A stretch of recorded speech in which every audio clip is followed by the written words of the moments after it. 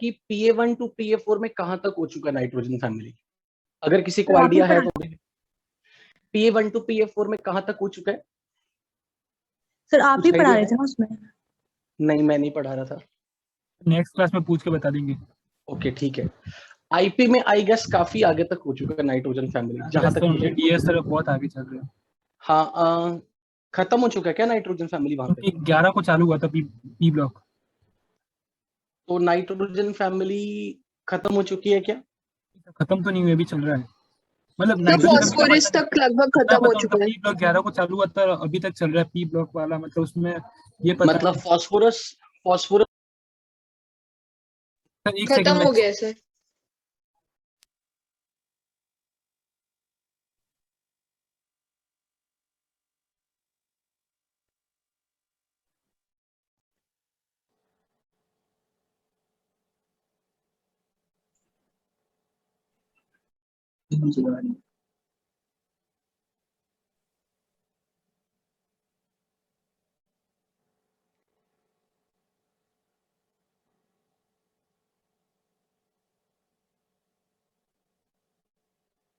Okay. हाँ, jazz में भी कहां तक हो चुका है? मुझे मेरे हिसाब से वहां पर आई गेस 3 to 4 क्लासेस हो चुकी होंगी नाइट्रोजन फैमिली की। सर PA1 से PA4 में 3 से 4 लेक्चर हो गए। 3 से 4 लेक्चर, इसका मतलब हम मैक्स 4 लेक्चर पीछे हैं। अगर मैं PA1 टू PA4 और जैसे मैं देखूं तो हम 4 लेक्चर पीछे हैं। अभी इस वीक में मेरी अभी कितनी क्लासेस और बाकी हैं? अभी इस वाले वीक में मतलब संडे को छोड़ के तो दो दो क्लासेस, ठीक है। तो एक संडे को हो जाएगी 3। तो मैं एक वीडियो लेक्चर का लिंक शेयर करूंगा, वो लेक्चर अपने घर पे बैठ के कभी भी संडे से पहले या संडे तक देखना, तो हम लोग सबके बराबर हो जाएंगे। तो मैं 3 लेक्चर अपने ले लूंगा करंट वाली क्लास के, और ऑलमोस्ट एक 4th लेक्चर का एक लेक्चर रिकॉर्ड करके भेजूंगा, उसका लिंक शेयर कर दूंगा, वो आपको संडे तक देखना। वो मैं एज्यूम कर रहा हूँ।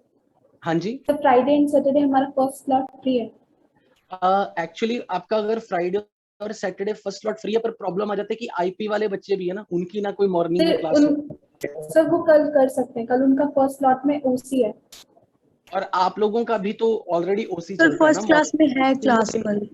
अभी। नहीं एक्चुअली मैं मैच की है कल। तो तो सुबह मैं वाली लीजिए ना सैटरडे को। नहीं, मैं एक्चुअली मॉर्निंग में कोई क्लास नहीं लेना चाह रहा हूँ। रिकॉर्डेड भेजिए ऑलरेडी ओसी की क्लास तो चलनी है सबकी, तो मैं नहीं चाह रहा कि शाम को किसी के लिए 3 क्लास हो, सुबह ओसी हो एक और में अपनी ऐड कर दूं, तो वो हेक्टिक हो जाएगा। और मैं ये चाह रहा हूँ कि मैं नाइट्रोजन फैमिली थोड़ा सा जल्दी जल्दी कंप्लीट कर दूं, ताकि जो आईपी वाले बच्चे हैं, फॉर एग्जांपल लेट्स से अगर 1 सितंबर को ऑफलाइन कोचिंग खुल भी जाती है, तो मैं अभी कोटा तो नहीं पहुंचने वाला, बिकॉज पंजाब में कोविड की सिचुएशन थोड़ी ज्यादा है और यहाँ पर बॉर्डर सील है, तो बॉर्डर क्रॉस, तो मेरे लिए अभी बिगिनिंग में आना वहां पे पॉसिबल तो नहीं होगा। तो इन केस मैं चाह रहा हूँ कि आईपी वाले बच्चों को किसी तरीके का ये ना हो कि वो जब अपनी वापस आईपी में ज्वाइन करे तो उनका डिफरेंस, तो मैं चाह रहा हूँ कि मैं थोड़ा स्पीडली कुछ स्पीड से खींच लूँ ये चैप्टर। तो उसके लिए, and of course I don't want to make it in a hurry, तो ये हफड़ा दफड़ी में नहीं पढ़ाना। तो मैं इसके कुछ रिकॉर्डेड लेक्चर इस वीक में एक रिकॉर्डेड लेक्चर और एक नेक्स्ट वीक में एक रिकॉर्डेड लेक्चर भेजूंगा। उन 2 रिकॉर्डेड लेक्चर में मैंने काफी हद तक कवर करा देना, तो हम बाय द 2 वीक्स इन सबके तो बराबर आ ही जाएंगे। नाइट्रोजन फैमिली तो हमारा इनके साथ ही खत्म होगा। तो so you don't worry about दो स्टूडेंट। कुछ बच्चों ने मुझे पर्सनली मैसेज भेजा था कि सर ऑफलाइन जब खुलेगा तो मैं आपकी ऑनलाइन क्लास अटेंड नहीं कर पाऊंगा, मुझे वापस आईपी में जाना पड़ेगा। कुछ बच्चों ने मेरे को ये भेजा भी था मैसेज। तो आप लोगों को वहां तक कोई डिफरेंसेस ज्यादा ना फील हो, इसलिए मैं चाहता हूँ कि नाइट्रोजन फैमिली हम थोड़ा स्पीडली खींच लें। स्टार्ट करते हैं। बट हाँ, मैं रिकॉर्डेड लेक्चर इस वीक में एक और कमिंग वीक में एक। संडे को तो हम मिलेंगे, पर इस संडे शायद राखी फेस्टिवल है, इस संडे को मे बी यस सर। हाँ सर। क्लास होगी संडे को, वो इवनिंग में ही होगी इस बार, वो मॉर्निंग में नहीं होगी। रिकॉर्डिंग ऑफलाइन हो गया तब तो आप क्लास नहीं लीजिएगा। रिकॉर्डिंग तो आपको बेसिकली क्या बोलते हैं, वो तो आप कभी भी घर पे बैठ के देख सकते हो। मैंने जैसे ये पता लगा कि जैसे qualitative analysis PA1 to PA4 में रिकॉर्डिंग्स के थ्रू काफी हद तक स्पीडली हो गया था, तो मैं वो चीज नाइट्रोजन करना चाह रहा हूँ। हाँ, मैं 8 से 9 लेक्चर सर ने यूट्यूब पर ही अपलोड किए थे, क्लास में नहीं पढ़ाया था। मतलब ज्यादातर उन्होंने यूट्यूब पर डाला था, उनका चैनल है ना, उस पर वो वही वीडियो डाले हुए, तो मतलब देखा था मैंने। ठीक सर 1 सितंबर के बाद आप ऑनलाइन नहीं पढ़ाएंगे? नहीं, मैं अभी बिगिनिंग में नहीं आ रहा हूँ ऑनलाइन, मतलब ऑफलाइन में नहीं आ रहा हूँ अभी। और बाय चांस अगर ऐसी सिचुएशन बनी मे बी कि भाई अपना क्या पता डेट पोस्टपोन हो जाए, क्योंकि कुछ स्टेट्स में सिचुएशंस कोविड के केसेस आने शुरू हो गए हैं वापस से, तो आई डोंट नो कि एग्जैक्टली 26 सितंबर तक सीन पता लग जाएगा कितने बच्चे ऑनलाइन में आ रहे, ऑफलाइन में आ भी रहे हैं या नहीं, क्योंकि कुछ पेरेंट्स को अभी भी जेन्युइनली डर तो रही है। आप ऑनलाइन ही पढ़ा अभी आप लोगों को वैक्सीनेशन मुझे नहीं लगता आप बच्चों को किसी को अभी वैक्सीन डोज लगी भी होगी। सर 18 प्लस को है, और थर्ड वेव वैसे भी आने वाली है या आ ही रही है। सर आप ऑनलाइन पढ़ाओगे ना? मैं ऑनलाइन जरूर पढ़ाऊंगा, हाँ ऑनलाइन जरूर ऑनलाइन ही पढ़ाऊंगा। पढ़ाना। तो चलो चैप्टर स्टार्ट करते हैं। सर इसके कितने लेक्चर होंगे? नाइट्रोजन फैमिली सबसे बड़ा चैप्टर है। पी ब्लॉक में 4 फैमिलीज हैं, nitrogen, oxygen, halogen and noble gases. जैसे जैसे हम आगे बढ़ेंगे नाइट्रोजन फैमिली टू नहीं, पहले ब्लॉक केमिस्ट्री 2 पार्ट्स में डिवाइडेड है, पार्ट 1 पार्ट 2। तो पहले पार्ट 2 पढ़ रहे हैं हम लोग, जिसमें nitrogen family, oxygen family, halogen and noble gases. Noble gases बहुत छोटा है, हैलोजन थोड़ा बड़ा है, ऑक्सीजन और बड़ा है, सबसे बड़ा नाइट्रोजन फैमिली है। तो मैं ये चाह रहा हूँ कि नाइट्रोजन फैमिली को मैं कुछ लेक्चर्स की फॉर्म में आपको देके वाइंड अप करा दूं। हम क्लास तो लेंगे, बट जो 2 लेक्चर मैं रिकॉर्डेड फॉर्म में भेजूंगा just to save the time. और वैसे भी it's more like informative chapter, इसमें उतने ज्यादा रिएक्शन भी नहीं है क्वालिटेटिव एनालिसिस की। सर आप मंडे ट्यूसडे को ले सकते हैं एक्स्ट्रा क्लास? देख लेंगे जैसे टाइम टेबल आएगा ना, तो मुझे मंडे या ट्यूसडे का जो भी शेड्यूल होगा, ये ना हो कि मॉर्निंग में कोई ऐसा दिन चाहिए जिस दिन किसी भी बैच की ओसी की क्लास ना हो। यस सर, मंडे में 3 दिन सुबह 3 दिन होती है, बस एवरी क्लास 3 दिन होती है। तो फिर अगर मंडे ट्यूसडे एक क्लास हम वहां पर ले लेंगे, मतलब in short it's not a big deal. Nitrogen family को खत्म करना कोई बहुत बड़ी बात नहीं है। बाय चांस कोई ये भी पैनिक ना हो रही यार हमारा अभी स्टार्टिंग हुआ, ये वो चैप्टर है basically these are very much informative. इसमें स्पीड खींचनी हो ना, बहुत आसान तरीके भी हैं स्पीड खींचने के, बट मैं मतलब हफड़ा दफड़ी में नहीं मुझे ये पढ़ाना। लेकिन ये जरूर है, इस चैप्टर को जब आप क्लास नोट्स में से पढ़ लोगे तो आपको एनसीईआरटी जरूर पढ़नी है। बिना एनसीईआरटी के आप कभी भी पी ब्लॉक से रिलेटेड शीट नहीं सॉल्व करोगे। शीट सॉल्व करनी है पैरेलली आपको एनसीईआरटी पढ़नी जरूर है। NCERT is mandatory. मैंडेटरी मतलब हो सकता है आपकी डीपीपी शीट के क्वेश्चन आपको जेईई मेंस में ना मिले पी ब्लॉक में से, पर एनसीईआरटी का क्वेश्चन हमेशा मिलेगा। सो एनसीईआरटी तो छोड़नी नहीं है, लाइन टू लाइन पढ़नी है। ऑर्डर से जब आपने एनसीईआरटी पढ़नी है, बहुत सारी चीजें हो सकता है आपको इंफॉर्मेटिव लगे, तो वो मेरे से पहले पूछ लेना, सर क्या ये लर्न करना है या छोड़ना है। जैसे कि मैं ये रिकमेंड करूंगा, इसमें आपको नोट्स नहीं बनाने, आपको शीट में से पढ़ना है इस चैप्टर को। तो शीट में से अपने पास रखनी है शीट। मैं भी शीट को फॉलो कर रहा हूँ, जैसे एस ब्लॉक में किया, एग्जैक्टली शीट से हमने पढ़ना है। अगर आपको कुछ मुझे एक्स्ट्रा बताना होगा, आप साइड पे पेपर पे अपनी कॉपी में नोट कर सकते हो, बट सब कुछ शीट को फॉलो जरूर करना। शीट की ही सारी थ्योरी को मैं रेफरेंस मान के पढ़ाऊं, क्योंकि पी ब्लॉक की कोई लिमिट ही नहीं है, इतना बड़ा चैप्टर है, जितना मर्जी खींचो, पर हमें एनसीईआरटी की बाउंड्री में रहना। तो मैं शीट को रेफरेंस मान के चल रहा हूँ। शीट अगर कंप्लीट कर ली आपने, देखो मेन चीज तो है कि शीट के क्वेश्चंस, डीपीबी के क्वेश्चन और एनसीईआरटी की एक्सरसाइज, तो आपका चैप्टर पूरा एडवांस के लिए तैयार। बट ये जरूर है प्रायोरिटी इस चैप्टर के लिए NCERT number 1, number 2 theory from the sheet. But questions की प्रैक्टिस हमेशा आपको एक्सरसाइज डीपीपी सॉल्व करने पे ही होगी। और ये भी श्योर है कि पी ब्लॉक का क्वेश्चन 90% चांसेस है केमिकल बॉन्डिंग से आएगा। वो नाम के लिए पी ब्लॉक का होगा, पर होगा केमिकल बॉन्डिंग का। और इसमें जब हम आगे बढ़ेंगे, आपको बहुत सारी चीजें केमिकल बॉन्डिंग की याद दिलाएंगी, क्योंकि मैंने केमिकल बॉन्डिंग बहुत लपट के पढ़ाया था। तो बेसिकली जब पी ब्लॉक हम करें, अब स्टार्ट करते हैं। नोट्स नहीं बनाने, सिर्फ सुनना है। आप इस वक्त क्या काम करोगे, सिर्फ मुझे सुनोगे और जब सुन लिया आज, तो फिर मैं, जैसे मैंने कल आपको ग्रुप में एक मैसेज भेजा था कि पेज नंबर 1 2 3 4 पढ़ के आना क्लास में, तो मैं ये होमवर्क असाइन किया करूंगा शीट में कि ये 3-4 पेज पढ़ के आना, और मैं वहां पे ये भी मेंशन करूंगा स्किप दिस, मतलब ये चीज नहीं पढ़नी। तो जो मैं होमवर्क असाइन करूंगा शीट में से, वो पढ़ के अगली क्लास में आना, क्योंकि उससे बहुत टाइम बचेगा। क्योंकि आपको ये फील होगा कि इस चैप्टर में इट्स मोर लाइक इंफॉर्मेशन ज्यादा है, समझने वाली चीजें कम है। और इंफॉर्मेशन वो है जो आप पहले से पीरियोडिक टेबल में पढ़ चुके हो। तो स्टार्ट करते हैं। So I'm taking the sheet in my hands. Sheet से ही करवाना है मैंने।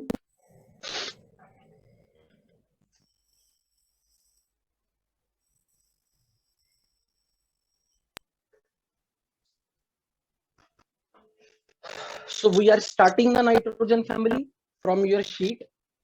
I'm taking the sheet as a reference. Page number 1 पे शीट में इंट्रोडक्शन वाला पार्ट है, एंड आई रियली होप कि आपने वो पढ़ लिया होगा। इंट्रोडक्शन वाले पार्ट में वो सारी चीजें ऐसी हैं कि एनोमलस बिहेवियर फर्स्ट मेंबर क्यों शो करता है, जो आपने एस ब्लॉक में भी पढ़ा। लेकिन पेज नंबर 1 पे एक सेक्शन में आपको एक टेबल के फॉर्म में दिया हुआ है अकरेंस एटॉमिक फिजिकल प्रॉपर्टी। अगर पेज नंबर 1 आपके पास हो, शीट खुली हो, तो वहां पर एक सेक्शन ए में नाइट्रोजन, फास्फोरस, ऑक्सीजन, सल्फर की अकरेंस के बारे में बताया हुआ। वो छोड़ दो, वो नहीं करना, वो स्किप कर दो। पेज नंबर 1 में जो हमारे इंट्रोडक्शन के फर्स्ट 7 पॉइंट्स हैं, दे आर इंपॉर्टेंट, क्योंकि आपके सीबीएसई का बोर्ड एग्जाम के क्वेश्चन ये इंट्रोडक्शन वाले पैराग्राफ से बनेंगे। उसके बाद आपका एक थर्ड टेबल बनता है, एक एटॉमिक और फिजिकल प्रॉपर्टी, पेज नंबर 1 में। वो टेबल लर्न नहीं करना, उस टेबल का कोई डाटा आपको याद नहीं रखना, वो लॉजिकली हमने प्रिडिक्ट करना है, वो भी हम डिस्कशन में करेंगे। अगर मैं पेज नंबर 2 पे आ जाऊं, तो पेज नंबर 2 पे आपकी शीट में वहां पर पहले 5 पॉइंट्स दिए हुए हैं फिजिकल प्रॉपर्टी के, जिसमें electronic configuration, atomic radius, ionisation energy, electronegativity और फिजिकल प्रॉपर्टी। ये काम का है, लेकिन ये पेज नंबर 1 पढ़ा शायद आपकी पुरानी वाली है। आपको पता लग जाएगा कि मैं कौन सी पैराग्राफ की बात कर रहा हूँ। तो जहां पर भी electronic configuration, atomic radius, ionisation energy, electronegativity, physical properties के बारे में बात हो रही है, ये काम का है, ये बोर्ड एग्जाम के लिए। उसके नीचे एक टेबल है फिर से ऑक्सीजन फैमिली की, तो वो टेबल तो लर्न नहीं करनी। ऑक्सीजन फैमिली का जो टेबल है वो स्किप कर देते हैं, लेकिन उसके नीचे उसके फिजिकल प्रॉपर्टीज है। ये फिजिकल प्रॉपर्टीज फिर से आपकी बोर्ड एग्जाम। ऑक्सीजन की कौन सी टेबल है? ऑक्सीजन फैमिली में उन्होंने आपके पास एटॉमिक और फिजिकल प्रॉपर्टी का कोई टेबल बना के दिया होगा, जिसमें एटॉमिक नंबर, एटॉमिक मास नहीं है, तो ठीक है, इसका मतलब मे बी वो आपको किसी आगे पीछे पेज पे मिलेगा जी। हो सकता है जब नाइट्रोजन फैमिली फिनिश होके ऑक्सीजन फैमिली आएगी, वो टेबल आपको वहां दिख जाएगी। पेज आगे पीछे करके शायद आपको हो सकता है कुछ पेज बाद दिख जाए, बट उसके नीचे फिर उसके बाद शायद आपके पास शीट में होगा एलोट्रॉपी। एलोट्रॉपी दिख रहा होगा, वेरी इंपॉर्टेंट। एलोट्रॉपी में फास्फोरस के 3 एलोट्रॉप्स की चर्चा की है। पेज नंबर मेरे पास वो 3 है, पर शायद आपके पास वो पेज नंबर कोई और हो। बट इसमें एलोट्रॉपी का पैराग्राफ दिखा, एलोट्रॉपी का पैराग्राफ, उसमें फास्फोरस के 3 एलोट्रॉप्स के स्ट्रक्चर तो बहुत बहुत ज्यादा इंपॉर्टेंट है। बिल्कुल बिल्कुल। उसके बाद नीचे डिफरेंस देखो, एक दिया हुआ है व्हाइट फास्फोरस और रेड फास्फोरस का। Extremely important, extremely important. अगर क्वेश्चन कभी भी फास्फोरस के एलोट्रॉप पर आएगा, वो सिर्फ टेबल से आएगा। इस टेबल को ऑब्वियसली लर्न करना है, बट जब मैं स्टोरी की फॉर्म में सुनाऊंगा, आपको ये चीजें बाय डिफॉल्ट माइंड में रिटेन हो जाएंगी। बट व्हाइट और रेड फास्फोरस का difference extremely important for JEE Mains. उसके बाद नेक्स्ट पेज पे व्हाइट फास्फोरस का एक पैराग्राफ है, जिसमें 5-6 लाइंस में व्हाइट फास्फोरस की प्रॉपर्टीज बताई गई है। दैट इज इंपॉर्टेंट, बट वो आपको पढ़ना नहीं, क्योंकि वो आप सब उस टेबल में कर चुके हो जो व्हाइट और रेड फास्फोरस का डिफरेंस है। आपको उस टेबल में व्हाइट फास्फोरस वाले जो 5-6 लाइंस है, उनमें you are not supposed to read anything. उसके नीचे रेड फास्फोरस की प्रॉपर्टी दिख रही होगी, अगेन वो पढ़ने की जरूरत नहीं, वो अपने टेबल में ऑलरेडी व्हाइट और रेड फास्फोरस की प्रॉपर्टीज कर ली है। नेक्स्ट आ जाओगे ब्लैक फास्फोरस पे, लीव इट कंप्लीटली। हमें ब्लैक फॉस्फोरस का स्ट्रक्चर पता होना चाहिए, बस वो पैराग्राफ पूरा का पूरा स्किप। अब उसके नीचे एक चार्ट दिख रहा होगा जिसमें फ्लो चार्ट की फॉर्म में बताया व्हाइट फॉस्फोरस कैसे ब्लैक फॉस्फोरस में कन्वर्ट होता है, व्हाइट फॉस्फोरस कैसे रेड फॉस्फोरस में कन्वर्ट होता है। दिख रहा है ये टेबल आपको chart? That is very important, वो जेईई मेंस के लिए एक बहुत अच्छा क्वेश्चन मिलेगा। लेकिन वहां पर व्हाइट फॉस्फोरस से ब्लैक फॉस्फोरस और रेड फॉस्फोरस के, लेकिन अगर आप एक्सट्रीम राइट में देखोगे वायलेट फॉस्फोरस के बारे में भी बताया, वो स्किप कर सकते हो, वो इतना इंपॉर्टेंट नहीं है। हालांकि इस टेबल से ये जो फ्लो चार्ट है ना, ये इस फ्लो चार्ट से अभी तक तो कोई सवाल ऐसा नहीं आया, बट फिर भी क्वेश्चन बन सकता है। तो वो टेबल मतलब फ्लो चार्ट की फॉर्म में व्हाइट फॉस्फोरस से कैसे ब्लैक फॉस्फोरस बनेगा, कैसे रेड फॉस्फोरस बनेगा। वायलेट फॉस्फोरस के लिए कुछ नहीं, alpha black phosphorus, beta black phosphorus, skip it, we don't need that. उसके नीचे आपके पास कौन सा पेज दिख रहा है जब हमने वो फ्लो चार्ट देखा? क्योंकि नहीं, प्रेपरेशन और प्रॉपर्टी के अलावा क्या कोई सॉल्ड एग्जांपल्स भी दिख रहे हैं? यस सर, एक है बस। सॉल्ड एग्जांपल में क्या ऐसा है कि y elemental nitrogen is diatomic? No. Explain the high reactivity of it. can you explain the high reactivity of White phosphorus as compared to red phosphorus. ठीक है, ये ऑलरेडी आपने उस टेबल में से कर लेना है। जब हमने व्हाइट और रेड फॉस्फोरस का डिफरेंस पढ़ना ना, वहां पे हो जाएगा ये। सिर्फ एक ही एग्जांपल आपके पास शीट में। Yes sir. सर नाइट्रोजन वाला पेज नंबर 7 मेरे पास एक ऐसा पेज है जिसमें सॉल्ड एग्जांपल है, जैसे give reason why elemental nitrogen is yes sir, ये हमारी हाँ सर, पेज नंबर 7 पर। आपके पास वो पेज नंबर 7 पे है। ओके, यस उसके why does nitrogen show catenation? Yes sir. उसके बाद फिर why does R3P double bond O exist? Explain the high reactivity of white phosphorus मेरे पास अब आ गए। ये जितने भी सॉल्ट एग्जांपल है ना, आपके क्वेश्चन यही आने वाले हैं, एटलीस्ट रेजोनेंस के टेस्ट में तो यही आने वाले हैं। ये सॉल्ट एग्जांपल तो निचोड़ ले हैं, हाईली हाईली हाईली इंपॉर्टेंट। उसके बाद शायद आपका नेक्स्ट पेज पे शुरू हो जाएगा general trends and chemical properties, है ना? तो यहाँ से मेरा काम शुरू हो जाएगा पढ़ाने का। ग्रुप 15 एलिमेंट नाइट्रोजन फैमिली, पहली हेडिंग होगी oxidation state and trend in chemical reactivity. यहाँ से मेरा काम शुरू हो जाएगा। पर उस पेज पे अगर आप थोड़ा ध्यान से देखोगे तो नीचे ना बोल्ड लेटर में 6-7 ट्रेंड्स दिए हुए हैं, order of boiling point, order of melting point. JEE Advance का क्वेश्चन इसमें से बनेगा।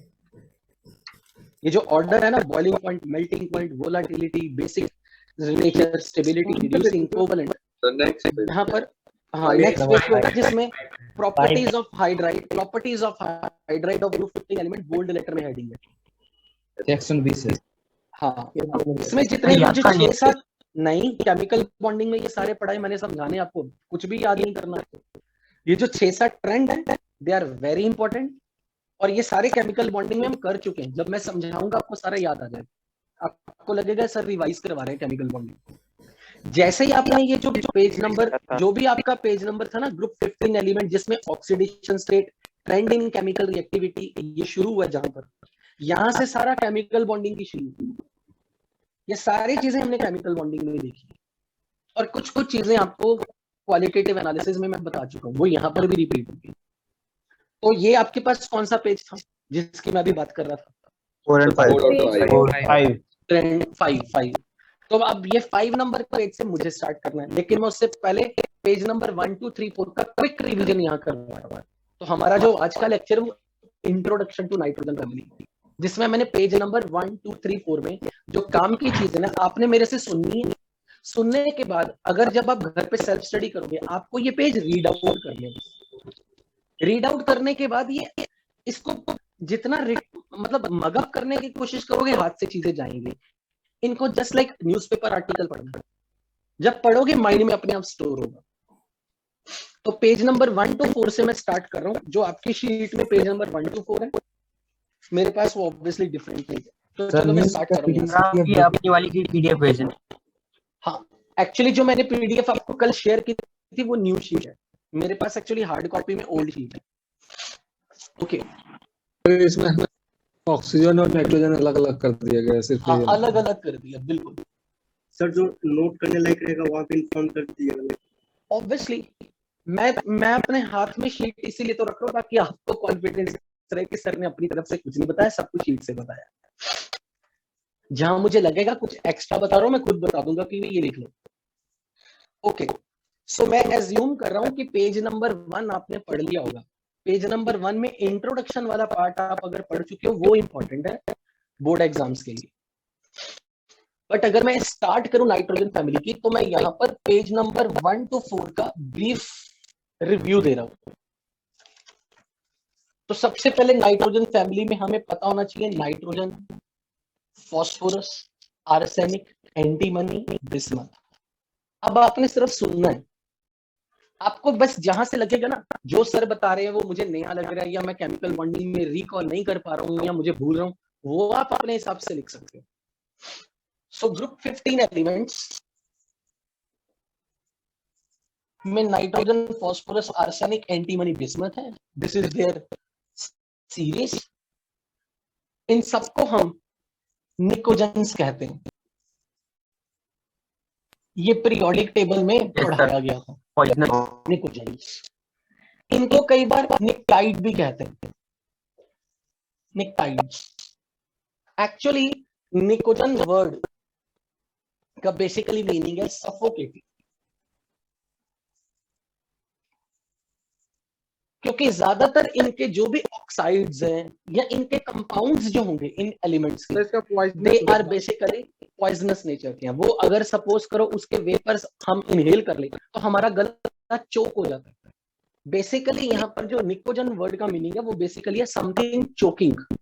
किसको चोकिंग? गले को चोक करना, एयर सप्लाई को रोकना किसी तरीके से, इसलिए हम उनको पॉइजनस ट्रीट बोल रहे हैं।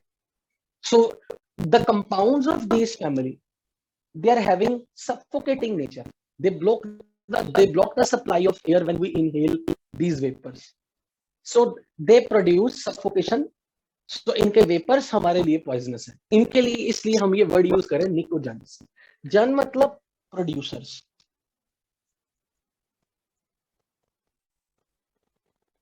निक्टाइड्स बोलने से सिर्फ इतना मीनिंग है कि इनके जो कंपाउंड्स हैं, जैसे नाइट्रोजन के कुछ कंपाउंड्स हैं, फॉस्फोरस के कुछ कंपाउंड्स हैं, वो फर्टिलाइजर इंडस्ट्री में यूज होते हैं। तो एग्रीकल्चर में इन एलिमेंट्स में पर्टिकुलरली नाइट्रोजन, फॉस्फोरस का एग्रीकल्चर में, क्रॉप प्रोडक्शन में यूज है। They are used as one of the component in the fertilisers. तो इसलिए मैं यहाँ पे हिंट दे रहा हूँ, used in the fertiliser industry.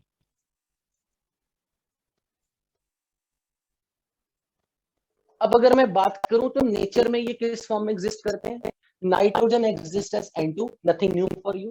Phosphorus, arsenic, antimony, bismuth, they all exist as tetrahedral molecule, tetra atomic.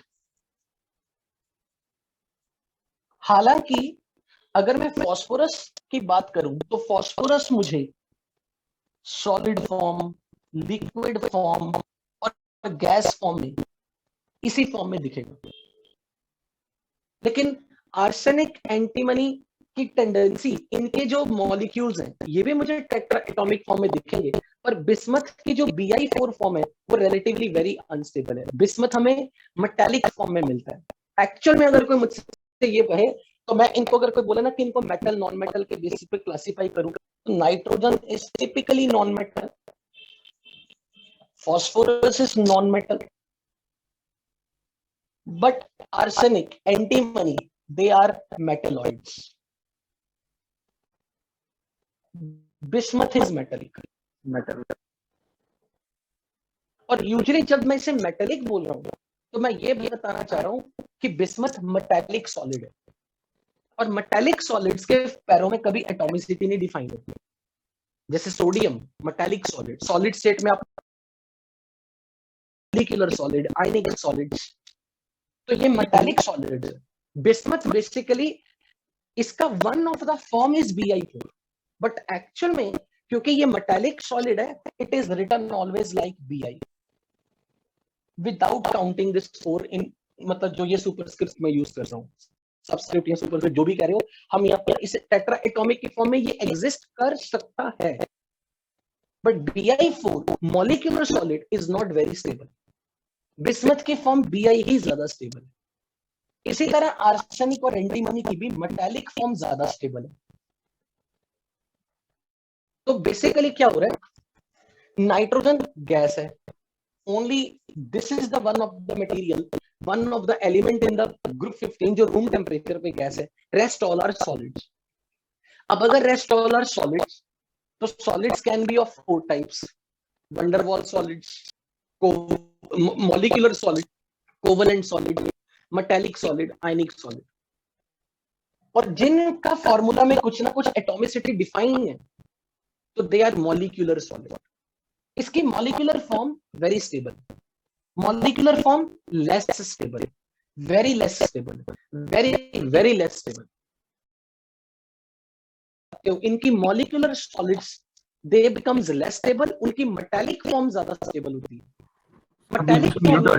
Metallic form में bismuth, arsenic, antimony they are existing like this. अब जब मैं ये वर्ड बोल रहा हूं ना कि ये मेटालिक है, तो बेसिकली आप यहां से इसे रिलेट कैसे करोगे, पीरियोडिक टेबल में बोला था down the group metallic character increases, तो ये चीज आप देख भी रहे हो, नॉन मेटल से मेटल। तो जब हमें ये वर्ड बोलूंगा कि बिस्मथ मेटालिक है, तो इसका मतलब मैं ये बताना चाह रहा हूं कि बिस्मथ की जो स्टेबल फॉर्म है वो Bi4 वाली फॉर्म स्टेबल नहीं है। बिस्मथ Bi की फॉर्म में मेटालिक सॉलिड में ज्यादा स्टेबल है। हालांकि आर्सेनिक और एंटीमनी की भी मेटालिक फॉर्म ज्यादा स्टेबल है, पर इन सबकी मेटालिक फॉर्म में बिस्मथ की metallic form is most stable. यहां पर आप एक चीज नोट भी कर लोगे, ये जो आप नोट कर लेना, बिस्मथ यहां पर इतना ज्यादा मेटालिक है कि यूजुअली मेटल्स और नॉन मेटल में फर्क होता है। मेटल्स में लस्टर होती है, मेटल्स चमकती हैं, it has metallic lustre. Rest और किसी में ये मेटालिक लस्टर नहीं मिलेगी, इसकी शाइनिंग अपीयरेंस है बिस्मथ की। अच्छा, तो मैंने एक चीज यहाँ पे नोट करवा दी कि भी बिस्मथ जो है उसमें मेटालिक लस्टर दिखेगी। अब अगर मैं यहाँ बात करूं कॉन्फ़िगरेशन पे, अगर आ जाऊं तो कॉन्फ़िगरेशन में नाइट्रोजन का atomic number 7 configuration is 1s2 2s2 2p3। और जैसा पीरियोडिक टेबल के टाइम पे पढ़ाया था, अगर मुझे फास्फोरस की कॉन्फ़िगरेशन लिखनी हो तो बस लास्ट वाले क्वांटम नंबर में एक एक ऐड कर दो, 3s2 3p3। अगर आर्सेनिक की कॉन्फ़िगरेशन 4s2 4p3, एंटीमनी की कॉन्फ़िगरेशन 5s2 5p3, बिस्मथ की कॉन्फ़िगरेशन 6s2 6p3। तो अगर कोई पूछे कि इनके वैलेंस शेल में कितने इलेक्ट्रॉन हैं, 2 + 3, वैलेंस शेल में they have 5 electron. Nothing new, सब जान रहे हैं या पढ़ चुके हो। तो इनके वैलेंस शेल में 5 इलेक्ट्रॉन। इसीलिए मैं बोलता था ये ग्रुप नंबर 15 के एलिमेंट्स हैं, इनका यूनिट प्लेस हमारे काम का है, क्योंकि इनके यूनिट प्लेस से हमें इनकी वैलेंसी बता देना। अब यहाँ पर जब आप इसके लिए अगर कोई बोले जनरल कॉन्फ़िगरेशन बताओ, तो जनरल कॉन्फ़िगरेशन में आप बोलोगे NS2NP3 is the general configuration.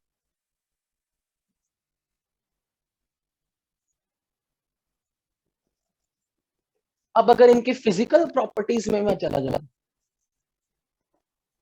तो फिजिकल प्रॉपर्टीज में अपने पास मेन 4-5 प्रॉपर्टीज है। First, atomic and ionic radius. Second, ionization energy.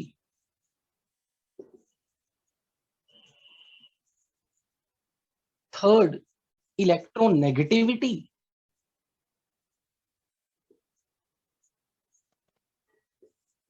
Fourth, physical properties में melting point and boiling point. Next, allotropy. तो अब मेरा सिंपल सा क्वेश्चन आपके पास है, पीरियोडिक टेबल आप पढ़ चुके हो, down the group atomic radius increases decreases? Reason मालूम है? डाउन द ग्रुप साइज क्यों बढ़ रहा है? क्योंकि शेल्स की संख्या जा रही है, बट वैलेंस इलेक्ट्रॉन उतने रहेंगे शेल में। फिर down the group effective nuclear charge घटता है, इनर इलेक्ट्रॉन बढ़ते जा रहे हैं, they will screen the valence electron, तो न्यूक्लियस का इफेक्टिव चार्ज कम हो रहा है। वो सारी स्टोरी जो आपने पीरियोडिक टेबल में पढ़ी थी। So nothing new. Atomic and ionic radius का अगर ऑर्डर लिखना हो तो nitrogen, phosphorus, arsenic, antimony, bismuth, this is the order of their atomic radius या ionic radius. What about ionization energy? Down the group, ionization energy decreases. Down the group, ionization energy decreases. The reason is किसी का mic आवाज कर रहा है। Size बड़ा होने से वैलेंस इलेक्ट्रॉन पर न्यूक्लियस का इफेक्ट घट रहा है। इफेक्टिव न्यूक्लियर चार्ज घट रहा है तो वैलेंस इलेक्ट्रॉन से इलेक्ट्रॉन निकालना आसान है। यही कारण है डाउन द ग्रुप, क्योंकि साइज बढ़ रहा है और आयनाइजेशन एनर्जी कम हो रही है, तो इलेक्ट्रॉन लूज करने की टेंडेंसी सबसे ज्यादा किसमें होगी? इलेक्ट्रॉन लूज करने की टेंडेंसी सबसे ज्यादा किसमें होगी? बिस्मथ। यही कारण है कि इट इज मेटालिक। अगर कोई पूछे कि इसका मेटालिक नेचर क्यों, तो इसका मेटालिक नेचर इसलिए क्योंकि इसमें साइज बड़ा है और आयनाइजेशन एनर्जी कम है, so it has higher tendency to lose electron, so that's why bismuth is metallic, most metallic. अब अगर इलेक्ट्रोनेगेटिव, अच्छा पर यहां पर एक पॉइंट में पीरियोडिक टेबल वाला रिकॉल करवा दूं। Group number 13, group number 14, group number 14, group number 15, group number 16 में carbon, silicon, germanium, tin, lead, nitrogen, phosphorus, arsenic, antimony, bismuth, oxygen, sulphur, selenium, tellurium, polonium.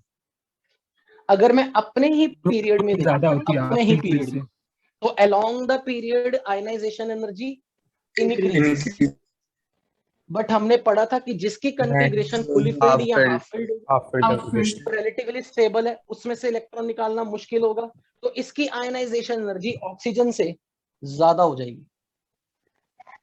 तो ग्रुप 15 एलिमेंट की ionization energy अपने ही period में अपने next element यानी कि group 16 element और ग्रुप 14 एलिमेंट दोनों से ज्यादा है। Similarly here along the period ionization energy increases, but phosphorus की configuration half filled है, half filled configuration relatively stable है, इलेक्ट्रॉन निकालना मुश्किल होगा phosphorus के लिए, इसलिए ionization energy becomes more than group 16। तो बेसिकली मैं इतना पॉइंट रिवाइज कराना चाह रहा हूं, group 15 elements have relatively higher ionization energy compared to group 16 and group 14 elements in the same period. Reason? half-filled orbital. Symmetric half-filled configuration. मुझे नहीं लगता कि अभी तक मैंने जितना आपको पढ़ाया कुछ नई चीज बताई है। तो आयनाइजेशन एनर्जी, एटॉमिक रेडियस अपना क्लियर है। इलेक्ट्रोनेगेटिविटी की अगर मैं बात करूं तो डाउन द ग्रुप साइज बढ़ रहा है, साइज बढ़ेगा तो इलेक्ट्रोनेगेटिविटी घटेगी। अब इलेक्ट्रोनेगेटिविटी की वैल्यूज में मैं पर्सनली अपनी तरफ से रिकमेंड करूंगा कि लर्न करो, काम की है ये, आने वाले टाइम में हमें फायदा ही देंगे। इलेक्ट्रोनेगेटिविटी में अगर मैं नाइट्रोजन की इलेक्ट्रोनेगेटिविटी बताऊं, दिस इज 3, फॉस्फोरस के लिए 2.1 which is very close to hydrogen. अब इसमें से 0.1 घटाते जाना है। आर्सेनिक के लिए 2.1 घटा दो, एंटीमनी के लिए 1.9, बिस्मथ के लिए 1.9। अब यहाँ पे नहीं, अब यहाँ पे क्वेश्चन आएगा कि एंटीमनी और बिस्मथ की इलेक्ट्रोनेगेटिविटी नियरली सेम क्यों है। तो आपको याद करा दूं, पीरियोडिक टेबल में पूरे चैप्टर में आपने ये सीखा था, जब भी कभी कोई एक्सेप्शनल ट्रेंड लास्ट के 2 मेंबर में आता है, एनाइड कॉन्ट्रैक्शन, हम ये कहते हैं कि जैसे जैसे डाउन द ग्रुप आ रहे हैं, एंटीमनी से बिस्मथ में F इलेक्ट्रॉन्स की फिलिंग हो रही है, क्योंकि जब आप 6s2 से 6p3 में जाओगे तो कॉन्फ़िगरेशन में F इलेक्ट्रॉन्स की फिलिंग हो जाएगी। तो जब F इलेक्ट्रॉन्स आ गए, D इलेक्ट्रॉन आ गए, दे प्रोवाइड बैड स्क्रीनिंग और good screening to the valence electron. They provide bad screening to the valence electron. इसलिए इनके वैलेंस इलेक्ट्रॉन पे न्यूक्लियस का इफेक्टिव चार्ज बढ़ जाएगा या घट जाएगा? जब स्क्रीनिंग पुअर होगी, बढ़ जाएगा, they provide bad screening to the valence electron, बढ़ जाएगा। वैलेंस इलेक्ट्रॉन पर न्यूक्लियस का इफेक्ट बढ़ जाएगा। न्यूक्लियस का इफेक्ट अगर बढ़ जाएगा तो उनकी इलेक्ट्रोनेगेटिविटी बढ़नी चाहिए, यानी कि इसका इलेक्ट्रोनेगेटिविटी का ना घटने का रीजन ये है क्योंकि एफ और डी इलेक्ट्रॉन के बढ़ने से ये अपनी इलेक्ट्रोनेगेटिविटी हाई करना चाह रहा है, इसलिए ये एंटीमनी से घटा नहीं पा रहा। और वैसे भी ये डिफरेंस कम होता जा रहा है। यहां पर देखो डिफरेंस कितना ज्यादा था, यहां डिफरेंस 0.1 का रह गया, यहां डिफरेंस 0 का रह गया। ये डिफरेंस इन इलेक्ट्रोनेगेटिविटी कम क्यों होता जा रहा है? क्योंकि इलेक्ट्रॉन्स, जैसे ही आप फास्फोरस से आर्सेनिक में गए, डी इलेक्ट्रॉन्स की फिलिंग हो गई थी, ट्रांजिशन कॉन्ट्रैक्शन सुना था पीरियोडिक टेबल में, याद है? Transition contraction. आर्सेनिक से एंटीमनी में डी इलेक्ट्रॉन्स की आने शुरू हो गए, एंटीमनी से बिस्मथ में एफ और डी आ गए। तो एफ और डी वालों के कारण जब भी प्रॉब्लम एफ के इलेक्ट्रॉन्स के कारण होगी, we call it as due to lanthanide contraction। तो जब भी कभी इनमें डी और एफ इलेक्ट्रॉन की प्रॉब्लम होगी तो वो न्यूक्लियस का इफेक्टिव चार्ज वैलेंस इलेक्ट्रॉन पे ज्यादा करने से उनकी इलेक्ट्रोनेगेटिविटी को हायर साइड में रखना चाहती है, इसलिए इनकी इलेक्ट्रोनेगेटिविटी डाउन द ग्रुप उस रेट के साथ नहीं घटती जैसे कि एस ब्लॉक में घटती थी। तो हमें ये पता होना चाहिए कि इनकी इलेक्ट्रोनेगेटिविटी वैल्यू और एंटीमनी और बिस्मथ की इलेक्ट्रोनेगेटिविटी वैल्यू बहुत क्लोज है बिकॉज ऑफ लैंथेनाइड कॉन्ट्रैक्शन। अब एक चीज नोट कर सकते हो आप यहां पर, जो हमें आने वाले टाइम में बहुत बार यूज होगी। अगर कभी भी कोई बॉन्ड आर्सेनिक और हाइड्रोजन का हुआ, एंटीमनी और हाइड्रोजन का हुआ, या बिस्मथ और हाइड्रोजन का हुआ, हाइड्रोजन ज्यादा इलेक्ट्रोनेगेटिव है, इसलिए जब इनके बॉन्ड में अगर कोई पोलैरिटी पूछेगा तो हाइड्रोजन पे नेगेटिव चार्ज आएगा, आर्सेनिक और एंटीमनी बिस्मथ पे पॉजिटिव चार्ज आएगा। लेकिन अगर यही नाइट्रोजन और हाइड्रोजन का बॉन्ड हुआ, तो नाइट्रोजन मोर इलेक्ट्रोनेगेटिव है, तो नाइट्रोजन मोर इलेक्ट्रोनेगेटिव है, नाइट्रोजन पे नेगेटिव पोलैरिटी, हाइड्रोजन पे पॉजिटिव। फास्फोरस और हाइड्रोजन में क्योंकि इलेक्ट्रोनेगेटिविटी बहुत क्लोज है, एक्चुअल में फास्फोरस की इलेक्ट्रोनेगेटिविटी 2.15 समथिंग है, फास्फोरस की इलेक्ट्रोनेगेटिविटी हाइड्रोजन के बहुत क्लोज है, वेरी ऑलमोस्ट सेम। तो ये बॉन्ड ऑलमोस्ट नॉन पोलर है। बट अगर फिर भी कोई हमें कह दे कि इस बॉन्ड में नेगेटिव पोटेंशियल असाइन करो, तो हम बस मार्जिनल डिफरेंस से कह रहे हैं कि फास्फोरस पे स्लाइटली नेगेटिव है, हाइड्रोजन पे पॉजिटिव। बट ये जितना भी नेगेटिव और पॉजिटिव चार्ज है, it is very very almost negligible. इसलिए PH bond is not counted like very polar bond. This is polar bond, polar bond, polar bond, polar bond. But the point is कि यहां पर polarity hydrogen पे negative charge इसलिए क्योंकि hydrogen की electronegativity arsenic antimony bismuth से ज्यादा रहेगी। इसलिए मैं ये चाह रहा हूं कि आपको ये वैल्यूज लर्न हो जाएं तो किसी ना किसी क्वेश्चन में तो काम आ ही जाएगी। तो इलेक्ट्रोनेगेटिविटी हमने कर लिया।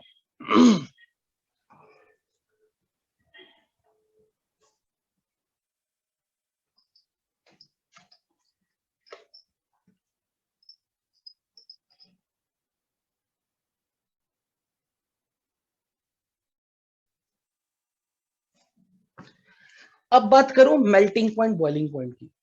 तो हमें यह पता है कि नाइट्रोजन गैस है, but phosphorus, arsenic, antimony, bismuth को मैं उसकी मोर स्टेबल फॉर्म बिस्मथ से लिख रहा हूं, but it can exist like this.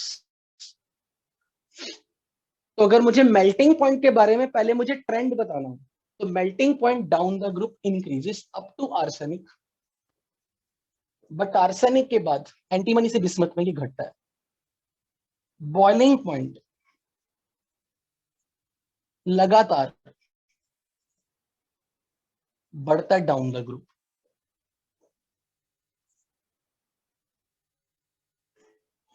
जब तक ये एलिमेंट, ये कंपाउंड तो है नहीं, यहां तो जो बॉन्ड है वो नाइट्रोजन नाइट्रोजन के बीच में ही है, फास्फोरस के बीच में ही है, तो ये ऑल आर नॉन पोलर। और जब भी नॉन पोलर मॉलिक्यूल के बॉइलिंग पॉइंट की बात उठेगी तो उनका बॉइलिंग पॉइंट डिसाइड करने का फैक्टर जाएगा वंडरवॉल फोर्स ऑफ अट्रैक्शन के पास, क्योंकि they all are non polar. और जब नॉन पोलर है तो नाइट्रोजन के एक मॉलिक्यूल और नाइट्रोजन के दूसरे मॉलिक्यूल में जो भी अट्रैक्शन होगी वो सिर्फ होगी इंड्यूस्ड डाइपोल। इंड्यूस्ड डाइपोल इसी तरह अगर P4 molecule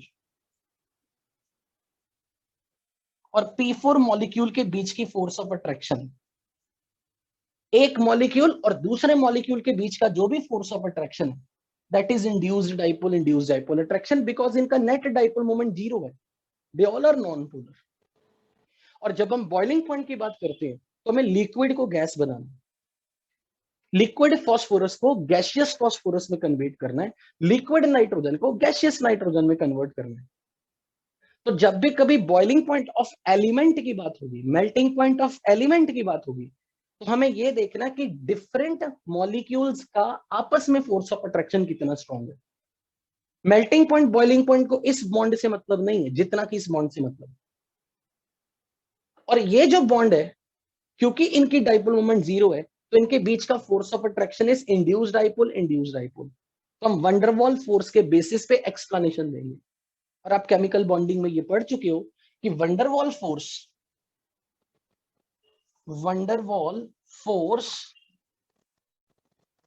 is directly proportional to molecular mass. अगर मैं मॉलिक्यूलर मास की बात कर रहा हूं तो मैं इसको 28 P4 arsenic antimony bismuth Bi4 की फॉर्म में ही देख रहा हूं। तो मोलर मास की अगर मैं बात कर रहा हूं, मॉलिक्यूलर मास की बात कर रहा हूं, तो I am counting bismuth as a molecular solid. तो अगर आप इसे मॉलिक्यूलर सॉलिड की तरह ट्रीट करोगे तो molecular mass down the group increases, larger the molecular mass, more will be the van der Waals force. More will be the van der Waals force, more energy is required to separate the molecular unit. So higher will be the boiling point. अब कोई ये कह दे कि sir आपने bismuth को आप ऐसी form में बोल रहे हो कि वो ज्यादा स्टेबल है, तो फिर मैं कहूंगा they all are molecular solids या molecular substances, this is metallic. और metallic solids they have strong attraction than molecular solids. तब भी मेटालिक बॉन्ड के कारण उसका बॉइलिंग पॉइंट ज्यादा होगा। यानी कि इन शॉर्ट जब मैं यहां पर लिक्विड टू गैस की कन्वर्जन कर रहा हूं तो लिक्विड फॉर्म में ज्यादातर केसेस में हमेशा आपको ये दिखेगा हम मॉलिक्यूलर फॉर्म में ही इनका बॉइलिंग पॉइंट का कंपैरिजन करेंगे। और जब बॉइलिंग पॉइंट का कंपैरिजन मॉलिक्यूलर फॉर्म के बेसिस पे करना है तो आपको van der Waals फोर्सेस को सहारा बना के एक्सप्लेन करना है।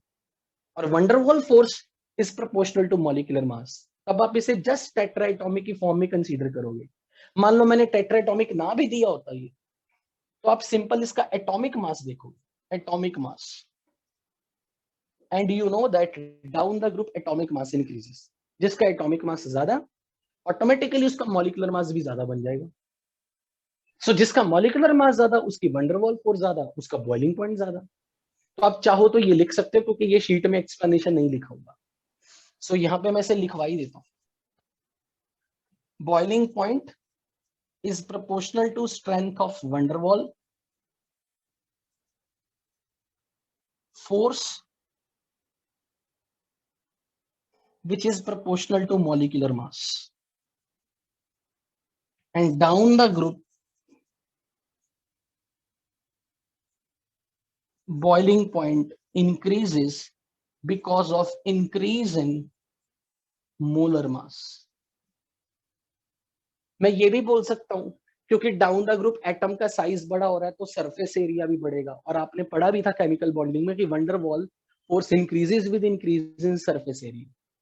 तो वही आप मोलर मास की फॉर्म में बोलो या सरफेस एरिया की फॉर्म में बोलो, both are fine explanation.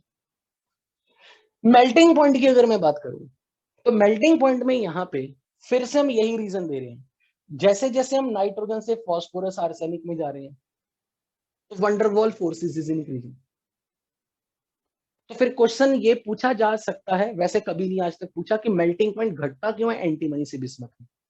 The reason is, मैंने आपको पहले ही बोला कि ये भले ही मॉलिक्यूलर सॉलिड्स की फॉर्म में रहेंगे, जब हम मेल्टिंग पॉइंट की बात करें तो किसी सॉलिड को मेल्ट कर रहे हैं। और अगर हम सॉलिड को मेल्ट कर रहे हैं तो हमें ये देखना कि सॉलिड फॉर्म में डिफरेंट एटम के बीच में फोर्स ऑफ अट्रैक्शन कौन सी है। एंटीमनी और बिस्मथ में दे आर मोर लाइक, इनमें मेटालिक नेचर ज्यादा है, बिस्मथ की मेटालिक नेचर सबसे ज्यादा है। तो यहां आप मेटालिक बॉन्ड के बेस पर बताओगे मेल्टिंग पॉइंट। और जिन लोगों ने कभी केमिकल बॉन्डिंग में मेरा मेटालिक बॉन्ड का लेक्चर कभी ध्यान से सुना हो तो मैंने कहा था कि मेटालिक बॉन्ड की स्ट्रेंथ इस बात पे डिपेंड करती है कौन सबसे ज्यादा वैलेंस इलेक्ट्रॉन्स को मेटालिक बॉन्ड में कंट्रीब्यूट करेगा, कौन अपने मैक्सिमम वैलेंस इलेक्ट्रॉन्स को मेटालिक बॉन्ड में पार्टिसिपेट करने देगा। और आप ये जानते हो कि डाउन द ग्रुप जब आप आते हो तो इनर्ट पेयर इफेक्ट बिस्मथ में सबसे ज्यादा लगता है। तो यहां पर अगर मैं बात करूं, इनकी कॉन्फ़िगरेशन NS2Np3 थी, तो ये सब फास्फोरस, आर्सेनिक, ये अपने 5 इलेक्ट्रॉन्स को बॉन्ड फॉर्मेशन की परमिशन दे देगा, bond formation between the two atoms. लेकिन जैसे आप एंटीमनी से बिस्मथ में जाओगे तो ये अपने s इलेक्ट्रॉन्स को बॉन्ड फॉर्मेशन में हिस्सा नहीं लेने देता due to inert pair effect. तो ये सिर्फ अपने 3 इलेक्ट्रॉन को बॉन्ड फॉर्मेशन में हिस्सा लेने देता है। और strength of metallic bond depend करता है कि मेटालिक बॉन्ड बनाने में एक एटम ने अपने कितने इलेक्ट्रॉन को कंट्रीब्यूट किया। More will be the number of electron that is contributed by one atom in forming the metallic bond, more will be the strength of metallic bond. और अगर इनका मेल्टिंग पॉइंट घट रहा है, which is the clear indication कि inert pair effect के कारण ये अपने वैलेंस s इलेक्ट्रॉन को बॉन्ड फॉर्मेशन में हिस्सा नहीं देने दे रहे। मेटालिक बॉन्ड बनाने में इसने अपने s इलेक्ट्रॉन को पार्टिसिपेट नहीं करने दिए, जिसके कारण इनका मेल्टिंग पॉइंट घटना शुरू हो जाता। अदरवाइज जो नॉर्मल मेल्टिंग पॉइंट बढ़ रहा था वो क्लियरली एक्सप्लेनेबल था वंडरवॉल फोर्सेस के बेस पर। जैसे जैसे आपके सब्सटेंस में मेटालिक नेचर बढ़ रही है, क्योंकि down the group metallic character increase हो रहा है, तो एंटीमनी में जैसे ही मेटालिक कैरेक्टर बढ़ रहा है, एंटीमनी से बिस्मथ में मेटालिक कैरेक्टर और बढ़ गया, तो यहां मेल्टिंग पॉइंट का कंपैरिजन हम स्ट्रेंथ ऑफ मेटालिक बॉन्ड से देंगे। और स्ट्रेंथ ऑफ मेटालिक बॉन्ड की बातें अगर करनी है तो ये देखना पड़ेगा कि एक एटम ने अपने कितने इलेक्ट्रॉन्स को, पर एटम कितने इलेक्ट्रॉन्स को मेटालिक बॉन्ड बनाने में कंट्रीब्यूट करने में भेजा, परमिशन दी। So antimony bismuth they don't allow their s electron to participate in the metallic bond formation, इसलिए इनका मेल्टिंग पॉइंट घटता है। ये भी एक्सप्लेनेशन आपको शीट में नहीं मिलेगी, मैं यहां नोट डाउन करवा रहा हूं। So nitrogen to phosphorus to arsenic, melting point increases because of increase in van der Waals force.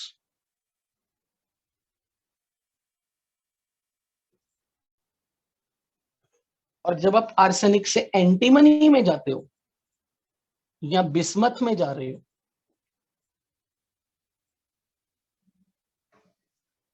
so strength of metallic bond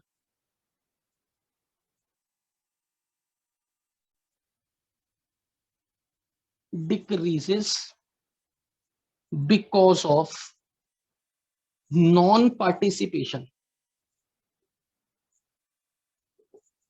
of two electron of valence s orbital in metallic bond formation.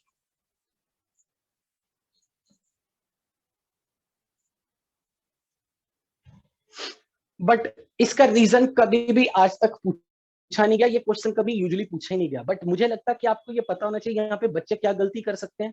वो blindly van der Waals force के basis पे बोल देते हैं लगातार melting point बढ़ेगा। नहीं, melting point arsenic तक बढ़ता है, एंटीमनी बिस्मथ में घट जाता है। बॉइलिंग पॉइंट में कोई प्रॉब्लम नहीं, क्योंकि बॉइलिंग पॉइंट में जब आपने लिक्विड से सॉलिड बनाना है, तो जब आप लिक्विड से सॉलिड बना रहे हो, लिक्विड में तो कोई क्रिस्टल लैटिस है ही नहीं। क्रिस्टल लैटिस तो सॉलिड स्टेट में ही होता है, और सॉलिड स्टेट में जब तक क्रिस्टल लैटिस की बातें होंगी तो मेटालिक सॉलिड्स यानी कि मेटालिक बॉन्ड की बातें होंगी। जब आपका मटेरियल लिक्विड से गैस बनाना चाह रहे थे तो किसी के पास क्रिस्टल लैटिस नहीं है, तो वहां कोई प्रॉब्लम नहीं आई, सब कुछ वंडरवॉल फोर्स ने देखा। लेकिन जब आपने किसी सब्सटेंस को मेल्ट करना है तो आपको सॉलिड से लिक्विड बनाना है, और सॉलिड फॉर्म में antimony bismuth they like to exist as this because they are more like metals. और metallic solid में there is a crystal lattice, इसलिए वहां पर ये मैटर करता है कि एक एटम में अपने कितने वैलेंस इलेक्ट्रॉन को मेटालिक बॉन्ड बनाने में हिस्सा देने की permission. more will be the number of valence electron participating in the metallic bond formation by one atom, more will be strength of metallic bond, more will be melting point. तो वही difference यहाँ पे हमें दिख रहा है इनके melting point के कम होने का रीजन जो समझ में आ रहा है। तो मेल्टिंग पॉइंट बॉइलिंग पॉइंट हो गया।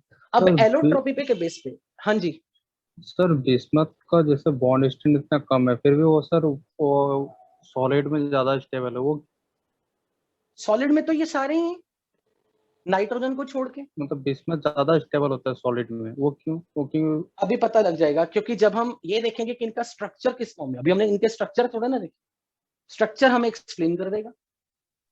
सर एलोट्रॉपी में आपसे जो सबसे अच्छा क्वेश्चन बन सकता है, जो मेरे हिसाब से जेई को पूछना चाहिए मेंस में,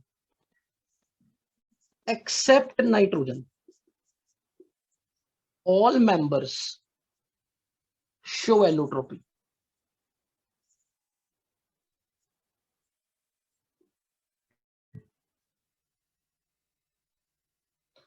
लाइक फॉस्फोरस के एलोट्रॉप्स है, आर्सेनिक, एंटीमनी, बिस्मथ के एलोट्रॉप्स। अब बात जब एलोट्रॉप्स पे उठी है, ये चीज आपको लिखी मिल जाएगी शीट पे, नथिंग न्यू।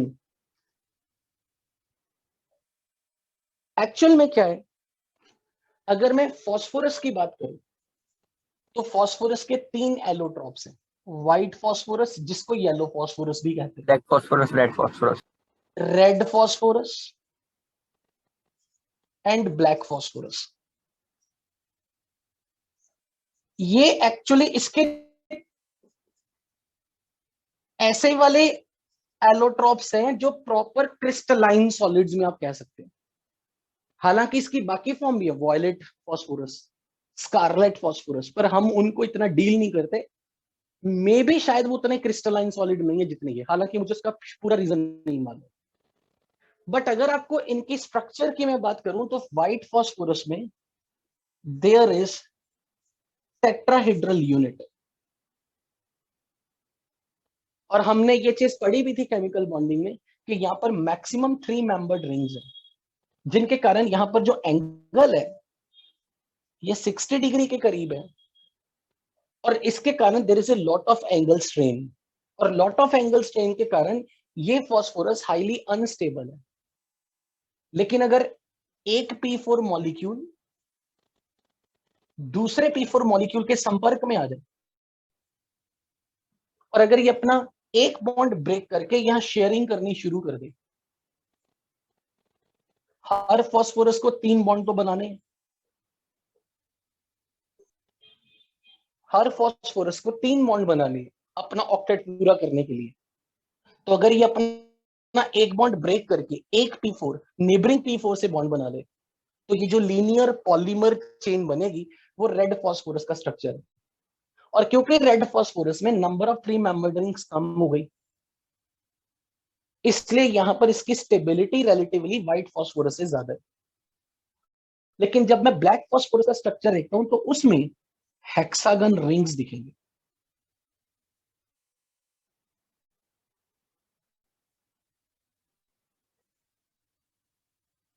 ये ब्लैक फॉस्फोरस है, और ब्लैक फॉस्फोरस का ये जो हेक्सागनल रिंग है, इट्स लाइक जैसे ग्रेफाइट में 6 मेंबर्ड रिंग है, तो it has layer structure. Layer structure black phosphorus is most stable form, thermodynamically most stable form.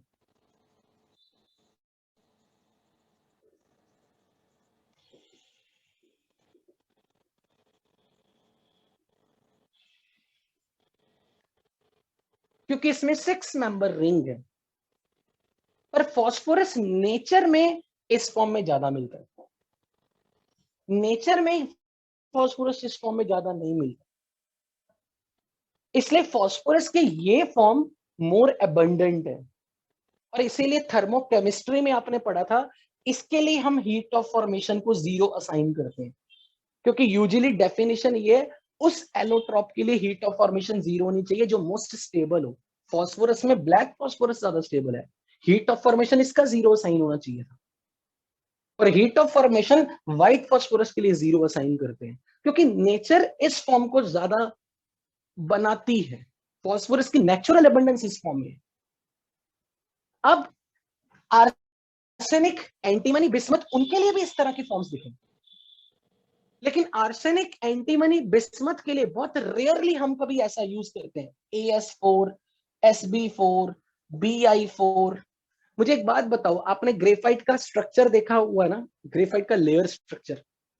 Yes sir. Yes sir. 6 member. हम ग्रेफाइट के लिए सिंबल कार्बन ही तो लिखते हैं। ग्रेफाइट के लिए कभी कार्बन के पैरों में थोड़ा ना कुछ लिखा।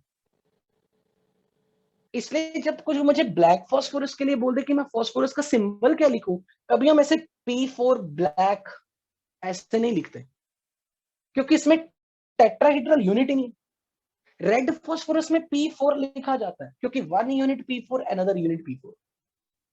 ब्लैक फास्फोरस को ना हमेशा आप देखोगे, या तो उसका कोई सिंबल ही नहीं लिखा जाएगा, वो इंग्लिश में लिखा जाता है black phosphorus, BLACK, black phosphorus. Arsenic, antimony, bismuth जब अपने इस फॉर्म में आ जाते हैं, दे आर मेटालिक सॉलिड्स। इसलिए जब मैं यहां पर आपको बोल रहा हूं ना कि एंटीमनी, बिस्मथ जो है वो इस फॉर्म में ज्यादा रहना पसंद करते हैं, क्योंकि एंटीमनी, बिस्मथ की ये वाली फॉर्म नेचर में ज्यादा मिलती है। इसका लेयर स्ट्रक्चर है, layer structure.